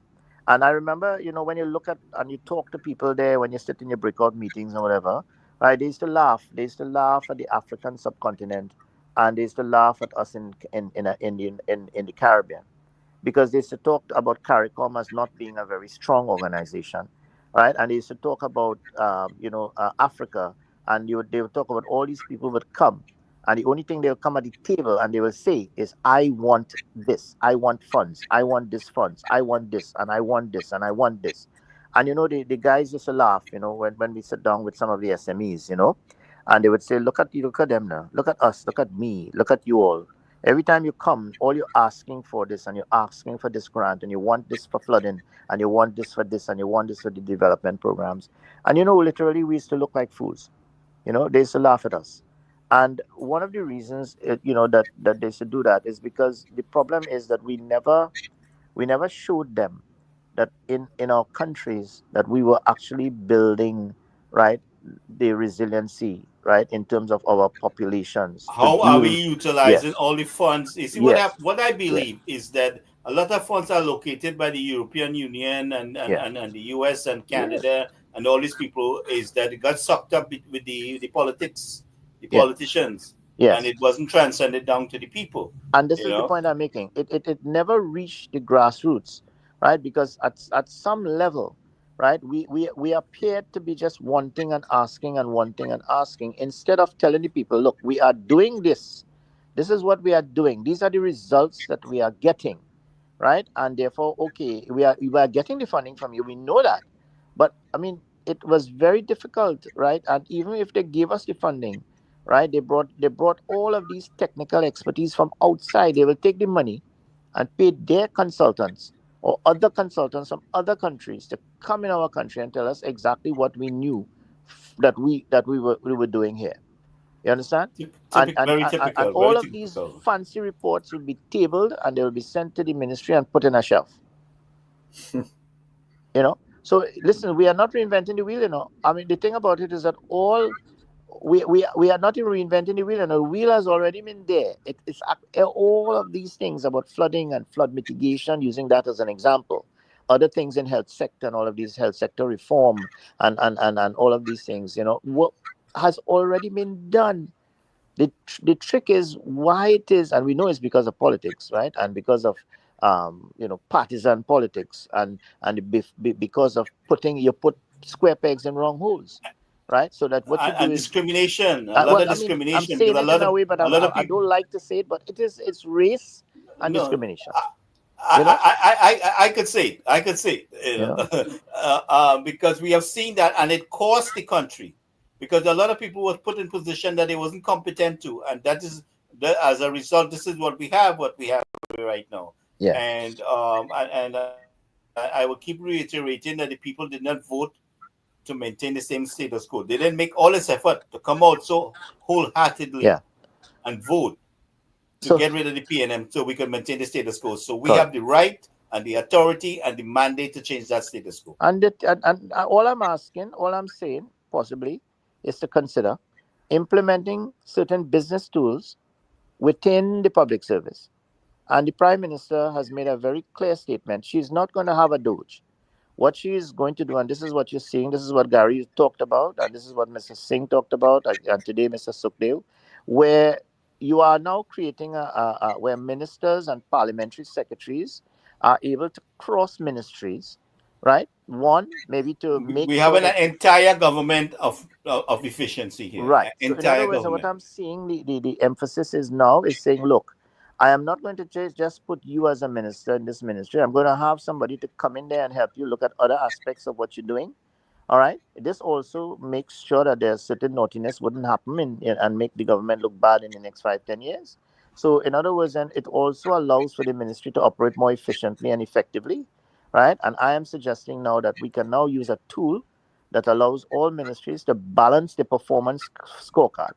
Yes, whilst we have flooding now, we are concentrating a lot across the whole government and country in terms of getting it to a certain reasonable state, and that is fine. We must do that.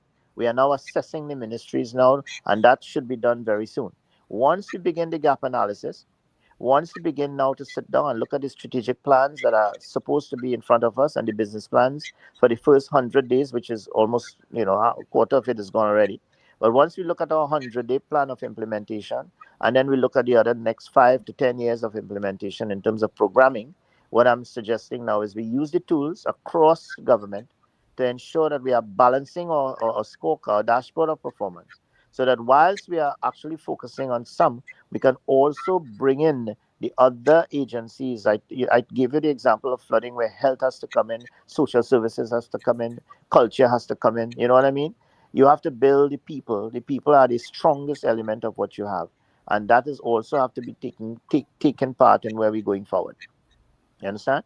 Put in the necessary legislation if that is going to help you in certain things. I mean, right now we don't have evacuation legislation, right? In other words, then we can't say, look, I would like you to move from here to there. And the reason why we can't do that is the people wouldn't allow it. You can't move a village right now and say, go to a shelter when they know danger is coming, when we know danger is coming, unless we implement the archaic disaster measures, call a state of emergency, right? Put in a curfew, right? And mandate the military to come and remove the people and put them in the shelter. We can't, we now nowadays you don't really do that again. It's voluntary evacuation because you have the necessary backup services. And now, if you have the backup services, you're talking about a fire services that has limited resources, both in terms of infrastructure and human resources.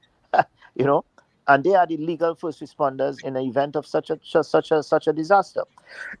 The military has a big military, and the military are prepositioned all over the country, and they are supposed to have the backup search and rescue teams, right? Land and sea search and rescue teams, right? That could support the fire services, right? The police service itself they are busy dealing with crime, so that they will not be able to be your first responders as well, but they will be the ones to guide and clean and move and make sure that people leave their homes and enforce the law when it comes to the legislation that has to be that Control the has to be flow of the upgraded. traffic and how things are Yes, when it directed comes, on. yeah, when it until they have their role to play. Now, the biggest problem we have in this country is because we have limited resources when it comes to crime. It means that they must have a law enforcement agency, even if we have to hire private security to secure some of our villages and towns when the occupants go to the shelters, because the people are worried, and there are certain element of the population. Do you think that they want to come in your house, they want to do home invasions, they want to steal your cattle, they want to steal your fruits? Do you think that they will not do it when you are away in a shelter? So the point about it is that these people have some valid concerns, and therefore we need to now say, well, look, if we are to put in a mandatory evacuation for some of the people, because we can't have first responders killing themselves trying to rescue people who should have been out of the flooded waters in the first place, right? That takes time to build that culture where people have to be comfortable enough to take their bags and their doggy bags, like the Japanese, and move to the shelters, allowing the national response agencies and the national law enforcement agencies to come in and say, okay, I have secured your city. Not a person can get in there. It's flooded, and if I see anybody inside it, they're going to be arrested. Because that is now a curfew area, a state of emergency area, and I don't want to see anybody inside it. You see? So these are Well, these this are some this of the is where the things. military would have to That is come correct. So you see, Gary, come what I'm forward. talking about. Flooding and really bad flooding is not just local government, agriculture, and of course works. It is a national response framework where everyone has to understand what is happening. If I evacuate people from their homes, these people are going to be worried inside that shelter. They're going to be worried. You see? So that we must be able to reassure these people. So the next time wrong there is flooding in that street, when it's so bad and you have 100 people. Right now, only 2 people might move. And that means your limited first responders are going to be putting them at risk to deal with 98 people who are in the flood. That is why politicians now who are putting themselves at risk going to be using rafts and boats to carry water and hampers and pampers to these people, when really and truly they should be moving these people to shelters and giving them the hampers and pampers there so that the politicians themselves are not at risk, nor the first responders. But right now you can only move 10, because only 10 will move. Because of what? They're worried about their homes, their crimes, their animals, their livestock, their livelihoods. They're worried about their infrastructure. So unless we can reassure them that part of this, I mean, we're living in a country right now, and I'm ashamed to say it, crime is a big thing. It's a big element of how the mental state of a person is. Look, just today, a young man was shot in a vehicle, right? Driving the vehicle, not too far from me, driving the vehicle San because the Fernando people, side, yeah, right? because the people Yeah, I thought saw something on that. Yeah. yeah, because the people thought that he was he had, that the drive the person who they obviously targeted was driving the vehicle, and the actual I person think was driving another vehicle that wasn't even licensed or registered. They had to go to the licensing office. So they thought he was driving the pickup, which the owner of the pickup was driving, and they killed him. Right, thinking that they killed the guy who had switched vehicles. A worker was actually driving the vehicle, and they killed the worker thinking it was the man that they came to kill. And this is shooting in daylight, you see. So when you ask somebody to remove their home, right? And people are stealing in the area, and pretty larceny is crazy all over the place. You're not going to get 5 people moving from a village to Well, protect there's a lack themselves, of trust. There's a lack of right? trust, and I don't Good. care what song the TTPS wants to sing. Yeah. They are responsible for the breakdown in the trust between the people and them. Right. In that how they had managed themselves, how they conducted themselves, Right. and we had a government that facilitated that kind of conduct for Good. many years. So it's not Right. going to be an easy fix.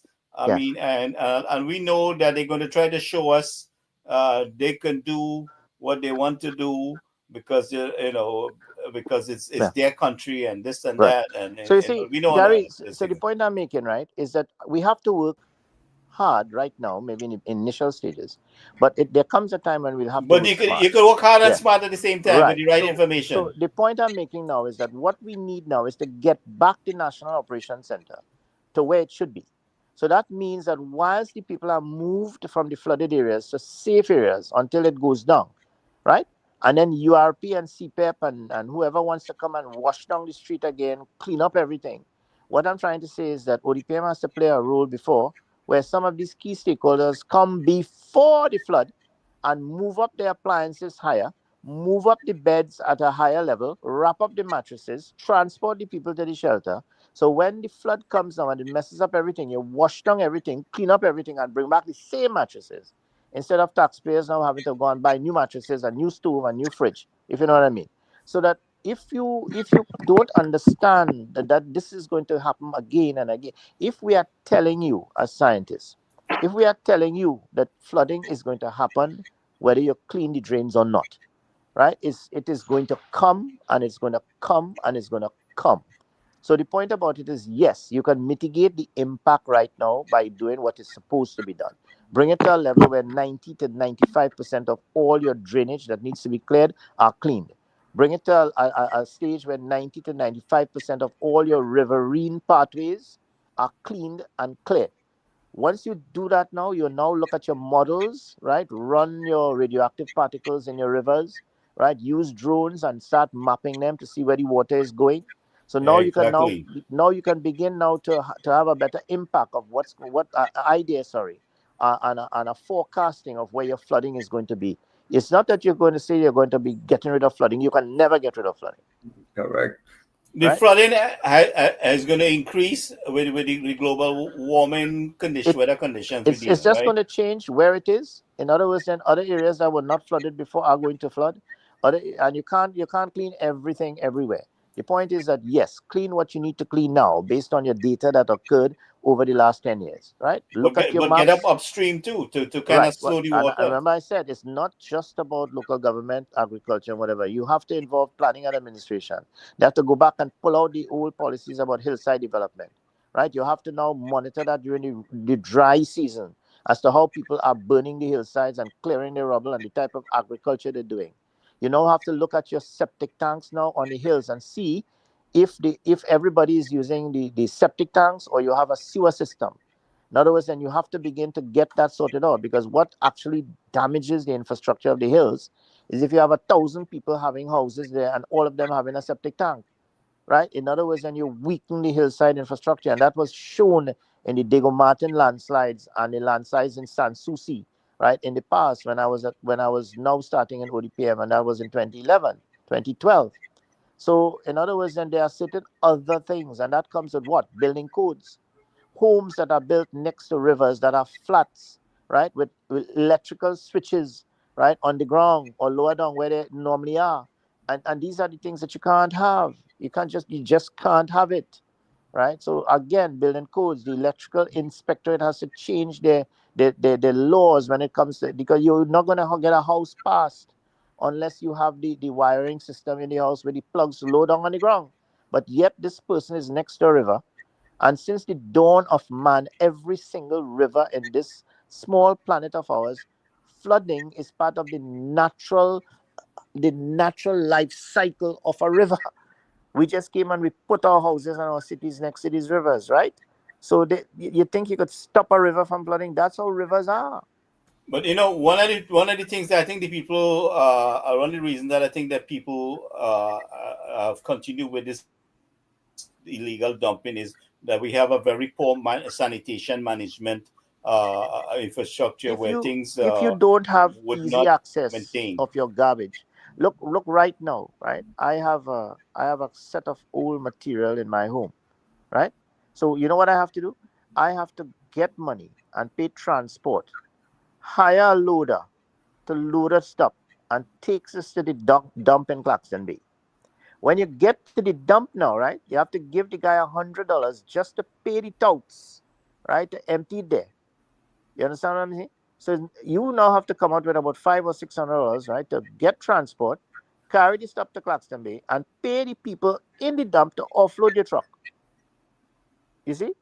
So I mean, you think about somebody who can't afford $600, but they have a lot of junk in their property. They're gonna dump it. They're gonna Yeah, go to an the area. garbage pickup has been Yeah. They're gonna go that to an very, area and dump yeah. their feathers. Like after they pluck the chickens, they're gonna dump it in a cane field. You know what I mean? I mean, these are the kind of things that you're seeing. I mean, right now I have a beach house in my arrow, Because we and to had put get to nothing the in beach place house, so they to have a deal with big that. sign, no dumping.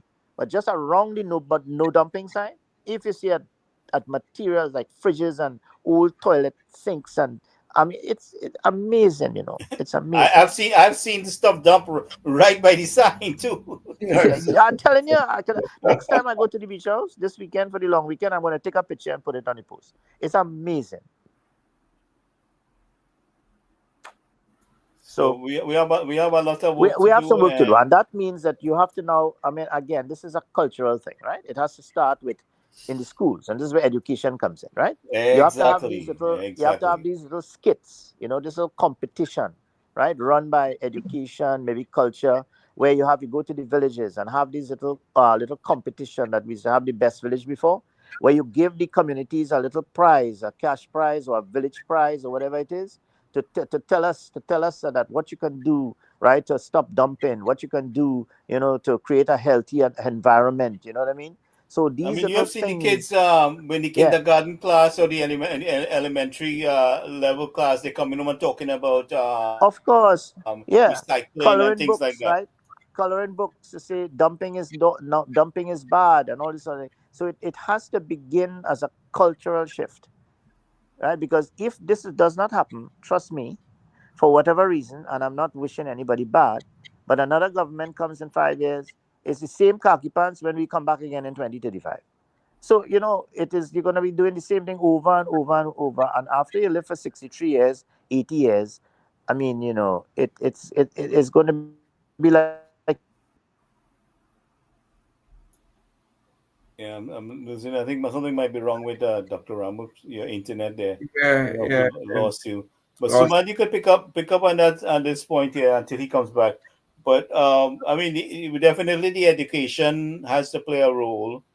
It has to be a multifaceted agenda. But I did ask you guys to compile some things and let's send it out. And let the prime minister deal with it accordingly. So we put all these ideas, and together and send it out. So to finish up on what we talked about, Dr. Romo, you still hearing us? I'm not sure if you're hearing us or not. I don't think Uh, I yeah, may have yeah, dropped off for a while there, but he dropped this out. it definitely needs a coordinated approach. Without that, no one ministry or one segment, one village can deal with flooding. Sometimes your village may be dry, but your water is coming down from somewhere else. Like what Eh, happens, you know, come up, from from up the hill in up two, the 3 days hill. time you can reach Yeah. your, yeah, yeah. Arangua is dry and nice, but home by me is dry and sunny. But all of a sudden you see the drains and I'm full, and the water is gushing down. Yeah, so the So information and education has to be able an to integral be part there, consistent. Yeah, and has to be consistent yeah, and and in what we're doing. especially children, who may not be aware that, oh, I could throw this little cup or roll my little tire on that is no big deal to roll it over into the drain and so on. They need to be aware that these are the repercussions of it. We could get flooding, I, or TV will go, or washing machine or mattress can be soaked up. But I always wonder this thing, Gary. If you're living in a flooded zone, flood zone, why can't your electric outlets be much higher than the normal, 2 feet from the flooring? which can be a life-saving thing, if Yeah, that's like the say case. midway up, like four So feet we high. have to change the codes, we could change Yeah, the codes on that. we could change the codes in it, but for your sake, your village may not be in a flooding zone now, but 5 years from now, with all the climate change and more development happening and shallowing of the rivers and so on, you can become a target after 5 years or so. Your house, which was not in that target zone, can now be compromised because of a lot of new development and you know silting of the rivers and so on. So you will experience flooding now, but you never had before. So I think it should be for anybody. The code should be for anybody who wants to put a plug higher up than normal. You say that let 2 feet be the minimum amount. And if you live in a flooded zone, we encourage you to have it at least 3 to 4 feet high. From experience, you will know how high, the highest water you ever reached inside your home. So, I mean, because it's difficult, boy, difficult for people who keep on losing their.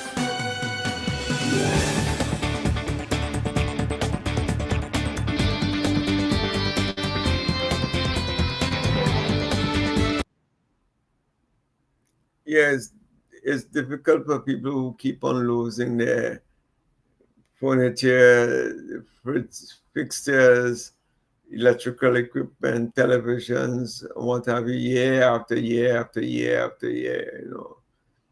It's like trying to build back and start all over again. And I can very well imagine what people go through during that time period. Not to mention like loss of livestock to accompany these things, all the animals and you know chickens and what have you. Well, So basically your livelihood. I mean, people yeah, work very yeah, hard. The farming is a very hard job to do with it. yeah. And sacrifices You you have have to to beat make. the weather. You have Yeah, to beat the weather. So yeah. but so the process. I think we have Dr. Ramrock. Are you back here now with us? Yeah. Sorry about that, guys. My phone went on the blink. I came from my arrow this morning, this afternoon, so I figure your phone died or something like yeah, that. it just went dead. It's one of those things. Yeah, I Hey, came. Gary, gentlemen, I am gonna take my exit at this point, so we just saying good night. And I'll be back at some point later in the week.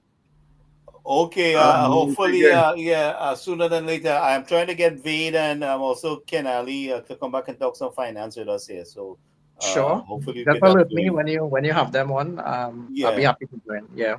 and keep us posted as far as the flood mitigation issues in your Yeah. community. Yeah. Whenever you No, can. no issues at all. Yeah. Okay, Mr. All right. Haripur. Take care. Yeah. Thank you. Good night. Yeah. Okay. take care. All right, bye. Yeah. It's real. It's actually what is pretty interesting is that it's a lot of these things are being experienced by other countries much more developed than ours. You looked at what happened with the Australian floods recently, where people actually died. You know, and it's pretty bad. It's pretty bad. And sometimes I wouldn't say it's reassuring. I mean, sometimes when you see this happening in other countries like that, and you say, "My God, we are having problems here," but it's not as much as they are having. You know what I mean? But it's really nice to see a lot of the work that has been done. Every day you look in the papers or you look on the social media and you see a lot more stuff. I mean, when you look at it, you say, "My God, I wonder why it is that these things were not done in the last 10 years. So much money passed through this country. Why? I mean, it's saddening. We Well, should be focusing on. with they getting away with this because we have a lot of money we have a law association and a justice system that fall along on the job and seem to be very much part of the problem Yeah. than part of the solution. So I mean, Right. this is something we have to seriously think about dealing with at some point. I know it's going to take a while before we get there because we have to figure out where we find funding to run the government because Yeah. apparently they raided the treasury and Yeah. they're being very bold-faced about it. Yeah. So I mean, all the ideas, we just kind of lay it out, and we know it's not going to happen overnight, but we presenting it, and this is what we need to do, Hmm. and I mean, it's documented here for life, unless YouTube shut down, But and we are streaming on two Facebook page, TNT Sitting Overseas and UNC USA, and also the UNC USA YouTube channel. So we are on three platforms at this point here. Um, so Dr. Rambro, I really appreciate it taking the time to come and give us that in education and information. It is my pleasure. And I'm very passionate about the fact that of creating a legacy, right? I'm very passionate about trying. I remember sitting down in the casualty, when I was a head of casualty in San Fernando Hospital, right, as a consultant, right? And I would sit there every day, and I was trying to change the way things were done, so much so that we had one of the best teams that we were able to train. And San Fernando Casualty was the envy of many of the other emergency rooms, so much so that Tobago, head of casualty, and Port of Spain, and whatever, we started an injury surveillance system that was nationalized under Fuad Khan, and it was amazing, right? And you sit down and you say, but wait. What are we doing? How can we do? How can we understand this a little better? Because I don't know, like, we're not going anywhere fast. We're not going anywhere. And I went, and I spent my money, and I did a master's of business administration and healthcare management. It wasn't to get a job, it wasn't to get a big job. You know what it was? It was in the time that I had at the night when I was with my children, and I used to be studying with them. So they saw I was studying, and they saw that I could study as well. And it propagated them to study, and it kind of made them feel that I was studying with them, if you know what I mean. And it was really nice because I learned so much about healthcare management, and what could be done and whatever. And I started to try to make some changes, such as what we did in the San Fernando Casualty. And we brought this place, up to such a great standard, and some of the things that we put in place are still there.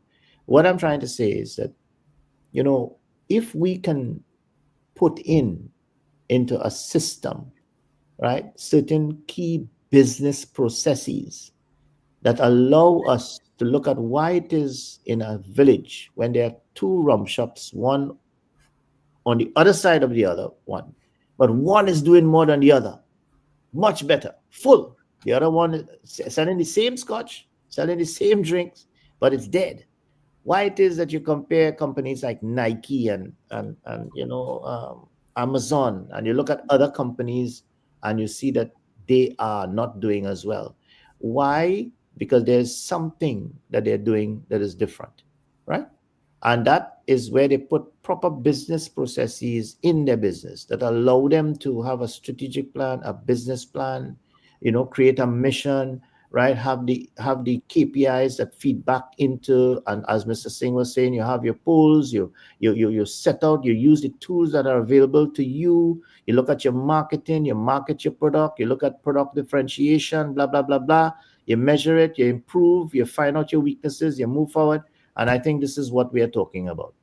And if we don't do this and we don't start this, then we won't survive. We would not survive. We would have to do these things to go on for the next 5, 10, 15 years. It's unfortunate thing that we have some people who just don't care about that, and they're in their self interest, you Yeah. know. And but we just have to keep at it. And I Yeah. think the more information and how we keep educating the people and trying to give them the right understanding what we are trying to do in the country, and that everyone will benefit from what we do in long Yes. term. Correct. You Correct. know, Yeah. so there has to be an understanding there. We don't have to do it, but I'm hoping that in our lifespan, Gary.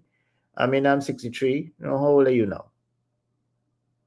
I will be 60 soon, so I'm not too far behind you. You're a young man.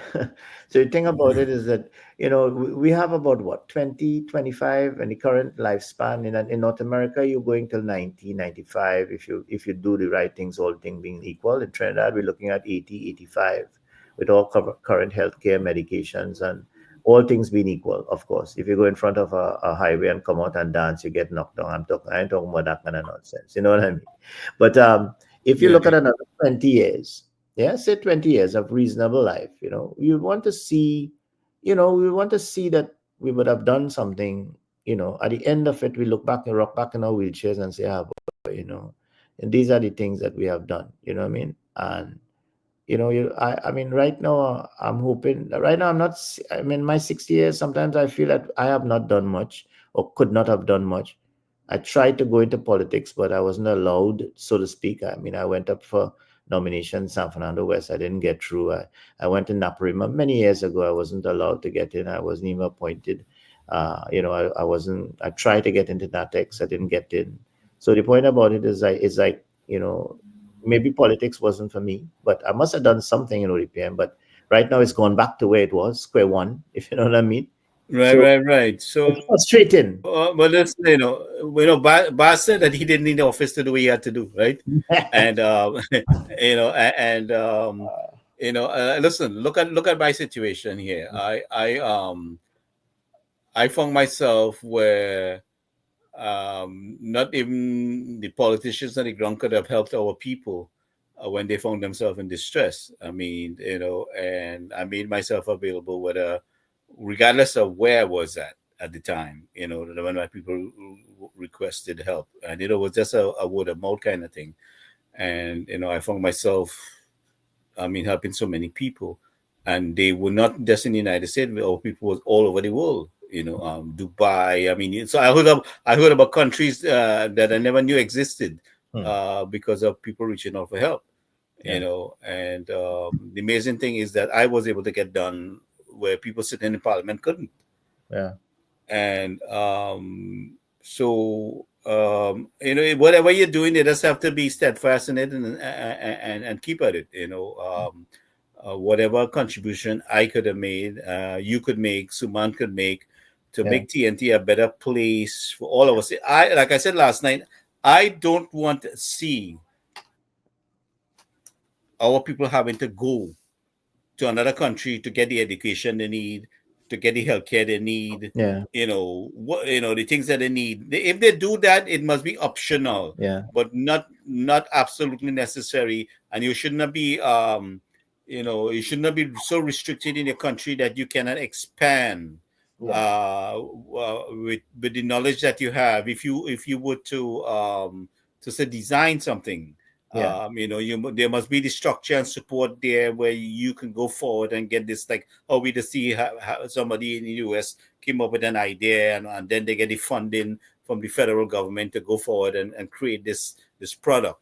right, So we have had a country of where people suppressed because of political and racial lines, mostly racial, right? right, And we have some people within the system that are so selfish that they don't want to see you succeed, no matter how good your contribution is. yeah, So we deal with a lot of things, and I always say stay at it. yeah, Don't give up. Just stay at it and be steadfast to what you do, because I know God, just like God throughout the PNM, God will make the way. Because yeah. I mean, a lot. But you know, I have suffered. Well, a lot yeah, of people have tried to make me look bad, tried to cut me up instead of helping me. yeah, Knowing the fact that I was trying to help all people, they did more to ambush me, or to derail me in any possible way. yeah. So you just have to be consistent, I just need a little and support sometime. Sometimes you just lose a little yeah, direction. you lose courage. Yeah, you lose courage, and the thing about it, God is able to, So we take a minute and you connect with God, and you pray, and you gain, you re-energize, Yeah, you know, and keep it. So, and I understand you clearly, and we all have somewhat been through that. Where we find more people trying to derail us for selfish reasons, Yeah. and not embrace what we're trying to do and try to contribute to our country. Yeah. And like I said, this platform is to help bring our people and resources and ideas together, and work in a collective, cohesive way in making TNT a better place. I mean, and Dr. Ramrup, you have a hell of a lot of experience and information to contribute to the country, which I see is absolutely necessary. So we're going to talk about some other things, off air and plan of action.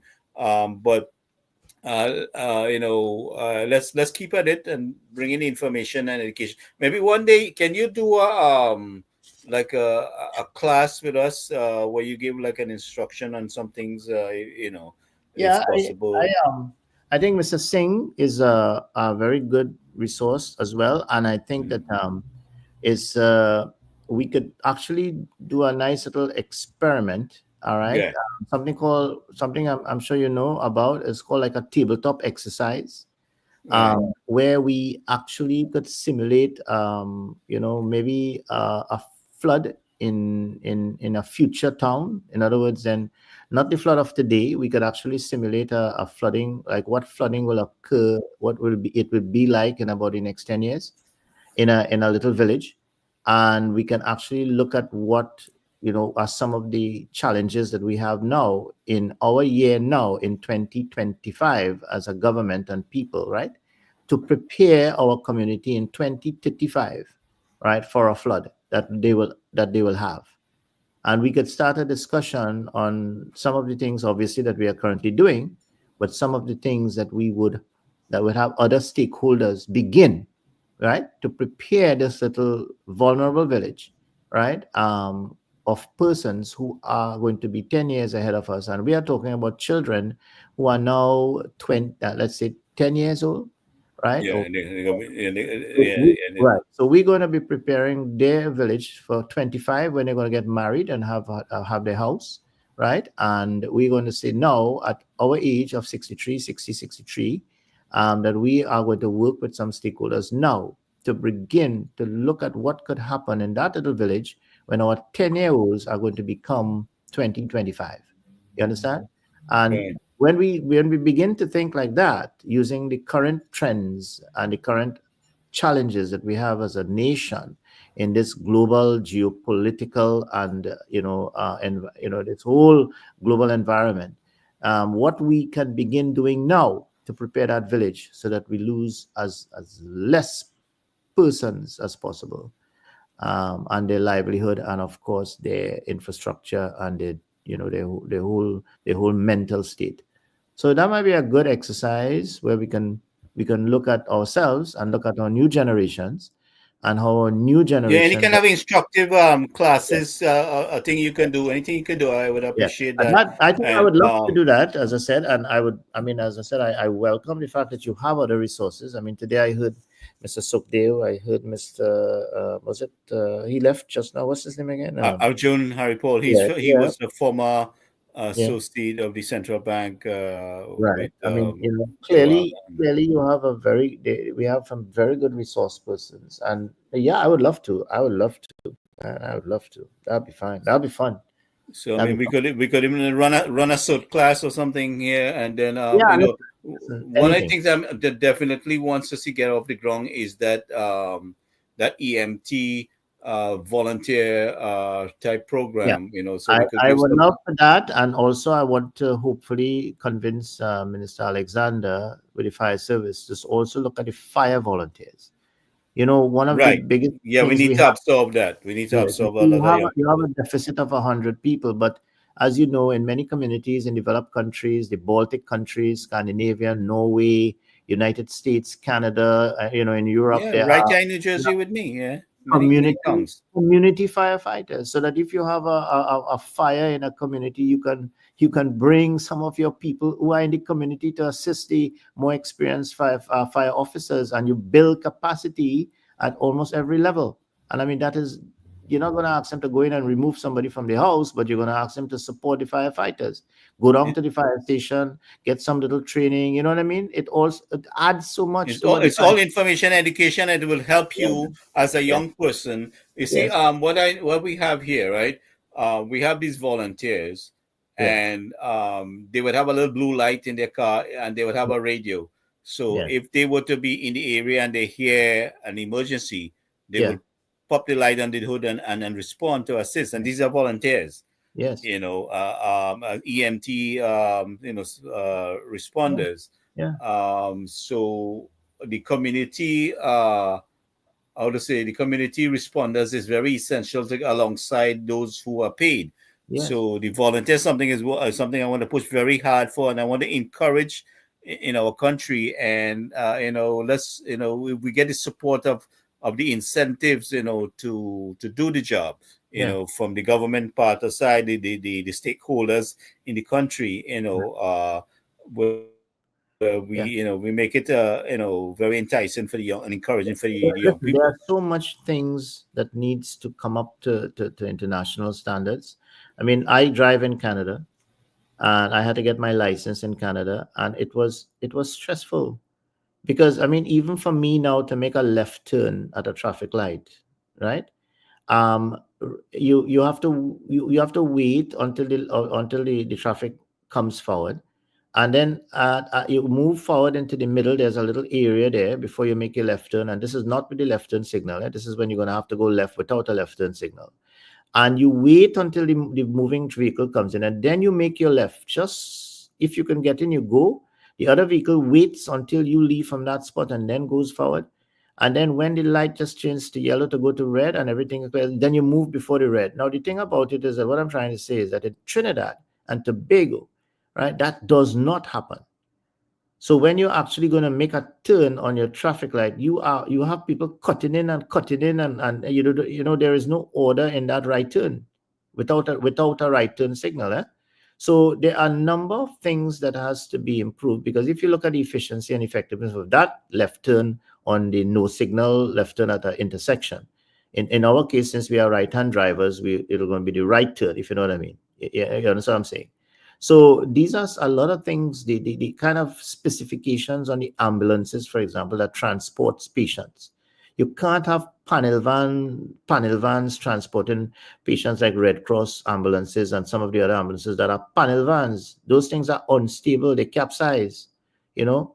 So what it is these you have to have proper axles and proper tiers, proper specifications for these ambulances. So the Department of Transport or Ministry of Transport, we need to start regulating how ambulances are actually licensed in this country, right? So there are a number of things that has to be done. And I think that if we begin, as you said, to do these with a tool that we have, which is this forum, and I think we can build on it. And I am eager. I am hoping that we can continue to do what you said we can do, and let's see. Yeah, that's it. I mean, this is available. You stream it on Facebook on two pages, and on YouTube.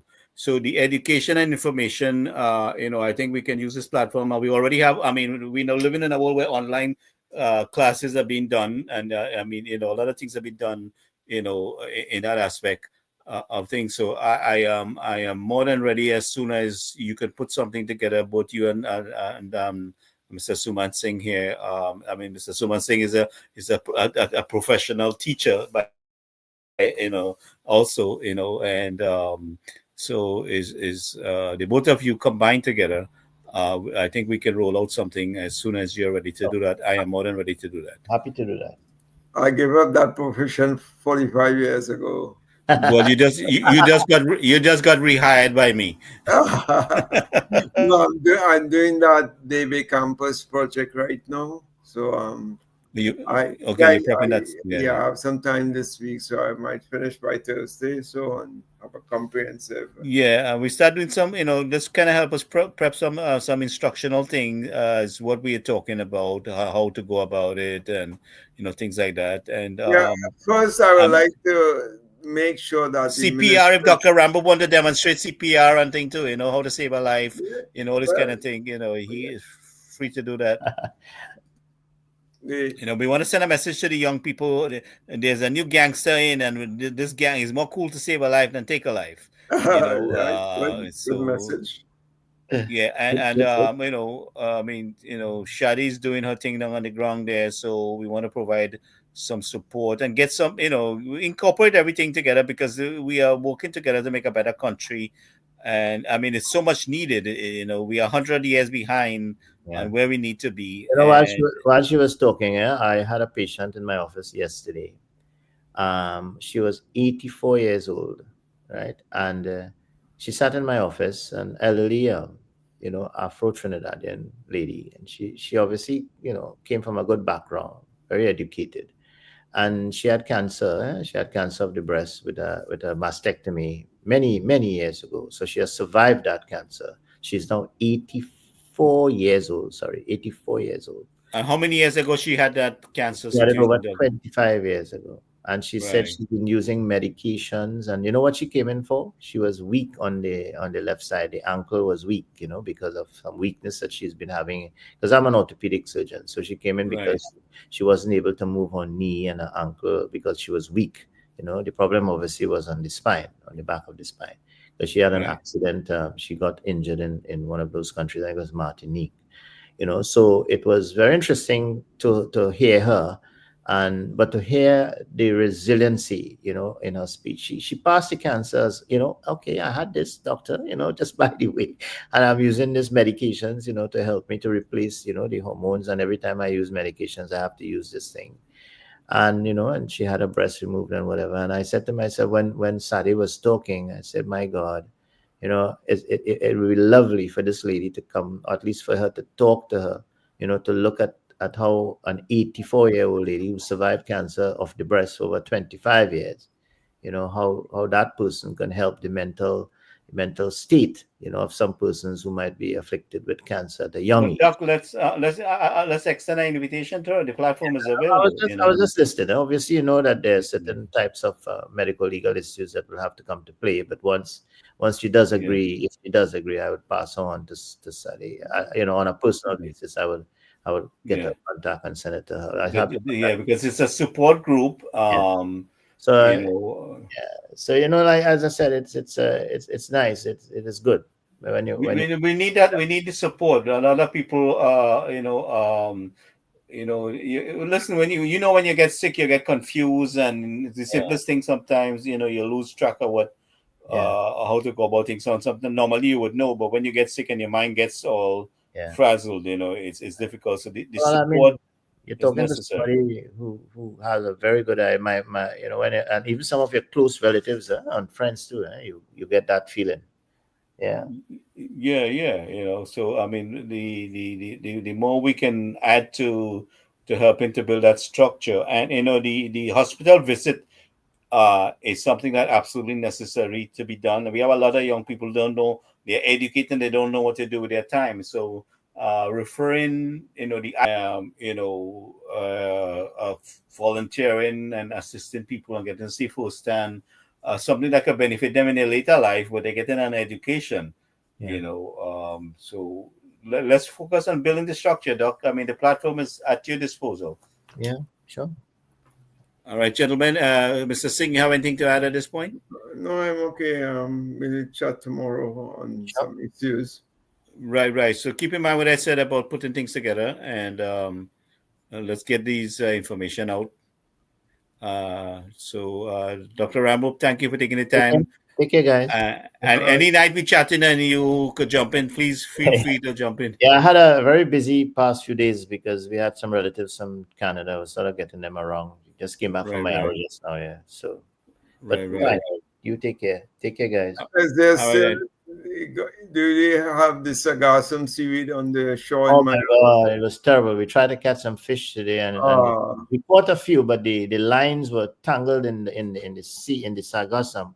That's something we have to talk about, maybe one a couple next chats, because I have some experience from a guy in Martinique who is formed a company that is actually yes, yes. taking. Yeah, turning it into Take some some footage next time fertilizer. you're out there. Take some footage yeah, and bring it back. yeah. Sure. I'll send it Yeah, on. Take I'll some send it footage on and the bring it chat. back. I'll send the pictures we took today on the chat. Yeah. because the Okay, problem then. Thank you. is problem in Miami Beach as well. With the Yeah. backhoe, you got to clean it every day. You got to Yeah, clean no, it. no, as I tell you, it was very innovative, and what they're doing there is fantastic, and it's even helping the tourism industry. So I'll share that with you guys later this All week. right, that'll be nice. Yeah, Right, right. Well, maybe we could get some sponsors to provide some food and get them young people out there to help, and they yeah. get. Actually, it's a very innovative thing which involves the community, and I'll share it with you. It's actually working, and it's something that you would never imagine. It's so So they simple. do. You're saying that they're doing it along in Mayaro, Martinique. Martinique, Martinique. Oh, okay, yeah, Martinique. and Okay. I heard someone is crushing it to make fertilizer. And Yeah, actually, as I said, I would share what is happening and I will tell you the advantages of community engagement. Listen, it's so simple, it's unbelievable. I shared it with Rushton Pare when he was there, but I don't think that, I don't know if he could have done it. I don't know if it wasn't something that could not have been done. But I'll need to explain it to you guys, and maybe later this week we can just remind me. I'll tell you, okay? Well, we have the new MP in the disaster group, and I'll point out his number to you, so you can link up with him there too. Who is this? Nicholas Morris. Oh, Nicholas. Nicholas is there. Fine. Oh, that's beautiful. Yeah. Yeah. He's the MP. He's the MP for Well, Mayaro now. I So think we would have to talk to Nicholas because it's a very, very, very good community engagement tool, and it actually works, and it saves money. And I mean, Sumant, you talked about the backhoe, right? I actually listen. We'll go on tonight, so I don't want to keep you guys back. Maybe we'll talk about it later this week. no, if you have something to add, you can feel free to yeah, do that. Tobago is a big, big, big Listen, problem, my friends in Here Tobago. it is. I'm Here it telling is. you. I took a video of a backhoe that was being paid by the Rio Claro Mayaro Corporation, right, to clean the seaweed in front of my house. What they did is they took the seaweed, right, from the beach and they put it on the beach. That An is, embankment, put yeah, it on the beach. And when the tide came up, it moved back the seaweed yeah, back onto the beach, yeah, right? Now, correct. here it is. I have seen this with my own eyes. Here it is. You have a company, a corporate, right? A corporate entity that donates or even donates bags for environment, right? The bags will cost 50 cents, right? The bags can be given free to the communities and it can be located at hardwares and gas stations in an area. You go to collect your bags. If you can fill that bag for me, right, before 1 o'clock, right, of seaweed, and bring it back, right? I'll give you a little barcode. You scan it, right? And when you scan it, right, we will send you $5 TT for each bag that you bring, right? Okay. So the money that you were going to pay the backhoe, right, you're actually going to be paying the community to fill these bags. The bags can be left at certain collection points. And these bags can be taken now to a certain area where the actual seaweed is dried, compressed into small little cubes and bales. And I wouldn't tell you the amount of uses for that. You could use it for fire blocks. You could use it for fertilizer. Listen, there are a number of uses that we are soon finding about it. So here is where you can give the community. I'll tell you something, right? In where we saw it in operation, people were actually swimming out to get the seaweed to fill the bags. There was none on the beach, and they were getting the $5. In other words, then they were collecting $100 a day sometimes for the seaweed, and your entire beach was clean, and it was environment friendly bags, and they dropped it off. They dropped it off at the Levis gas station, grocery, whatever. They stacked the bags, and of course, you have a corporation truck passing every evening and picking up 100, 200 bags. What an easy way to get rid of it and give your people some money. The only way I see people doing it in Tobago is that they're filling their bags, taking it in their car trunk, 2 or 3 bags for the evening, Yeah, spreading it in their land behind the house, where overgrown land. yeah, They spread it there because the salt in that seaweed, it kills the grass. yeah. Oh, okay, And, okay. and then it adds fertilizer because the rain has to wash off the salt from the seaweed. So by next day now, your land become more fertile to plant anything. And anything with salt is like natural fertilizer now. After a year has passed. So you plant watermelon in that, there's no weeds, the soil has all the minerals in it. Yeah. and they get a nice yields. This company in Martinique actually did scientific research into what could be done with the seaweed, and I visited. I was there 2 years ago, 3 years ago, and they had started the program, right? And I know for a fact that the guy has been continuing, and but really what he needs is national support. So Mhm. these are the things where you have like the corporation, the company giving out the bags, and then the people go and they fill in the bags and dropping it back. I mean, it's a simple thing, and of course, with the other tool that Mr. Singh is talking about, people can use it if they so wish. But a lot of people wouldn't mind getting $100 in their pocket per day, cleaning it when it comes up, and that is a little extra revenue for themselves. But what it also does, it allows a community engagement, right? It allows the money that you're spending for the backhoe, which is going back, and you have to keep paying the same backhoe to put the same seaweed back and back every day. You're wasting money. You understand? Because it doesn't help. So it comes like you're spending the same money you pay for the contractor for the backhoe, and you're giving it to the people who actually, will get some more money when the week come. And your seaweed, I might tell you, you have to look for the seaweed because man, they went and they were cleaning the seaweed when it was even in the water. So again, it's you know what it is? It could be an experiment. You know what I mean? You could try it as an experiment and see what happens. It's always worth a try. See what happens. Yeah, I might show the idea out to the chief secretary next Yeah. time. Yeah. Try it and see. Thank you very much for the information and education, Dr. Ramrup and Mr. So it, Singh. so it in my take Um, care. I want to thank everyone for joining us tonight, and we'll see you back on tomorrow night, 8 o'clock. All right, guys. Take care. All Bye. right. Take care. Have a good one. So, folks, thank you for joining us. Don't forget Shadi Weeks with the All Cancer Group, and her number is posted in the stream here 372-3635. She's on WhatsApp.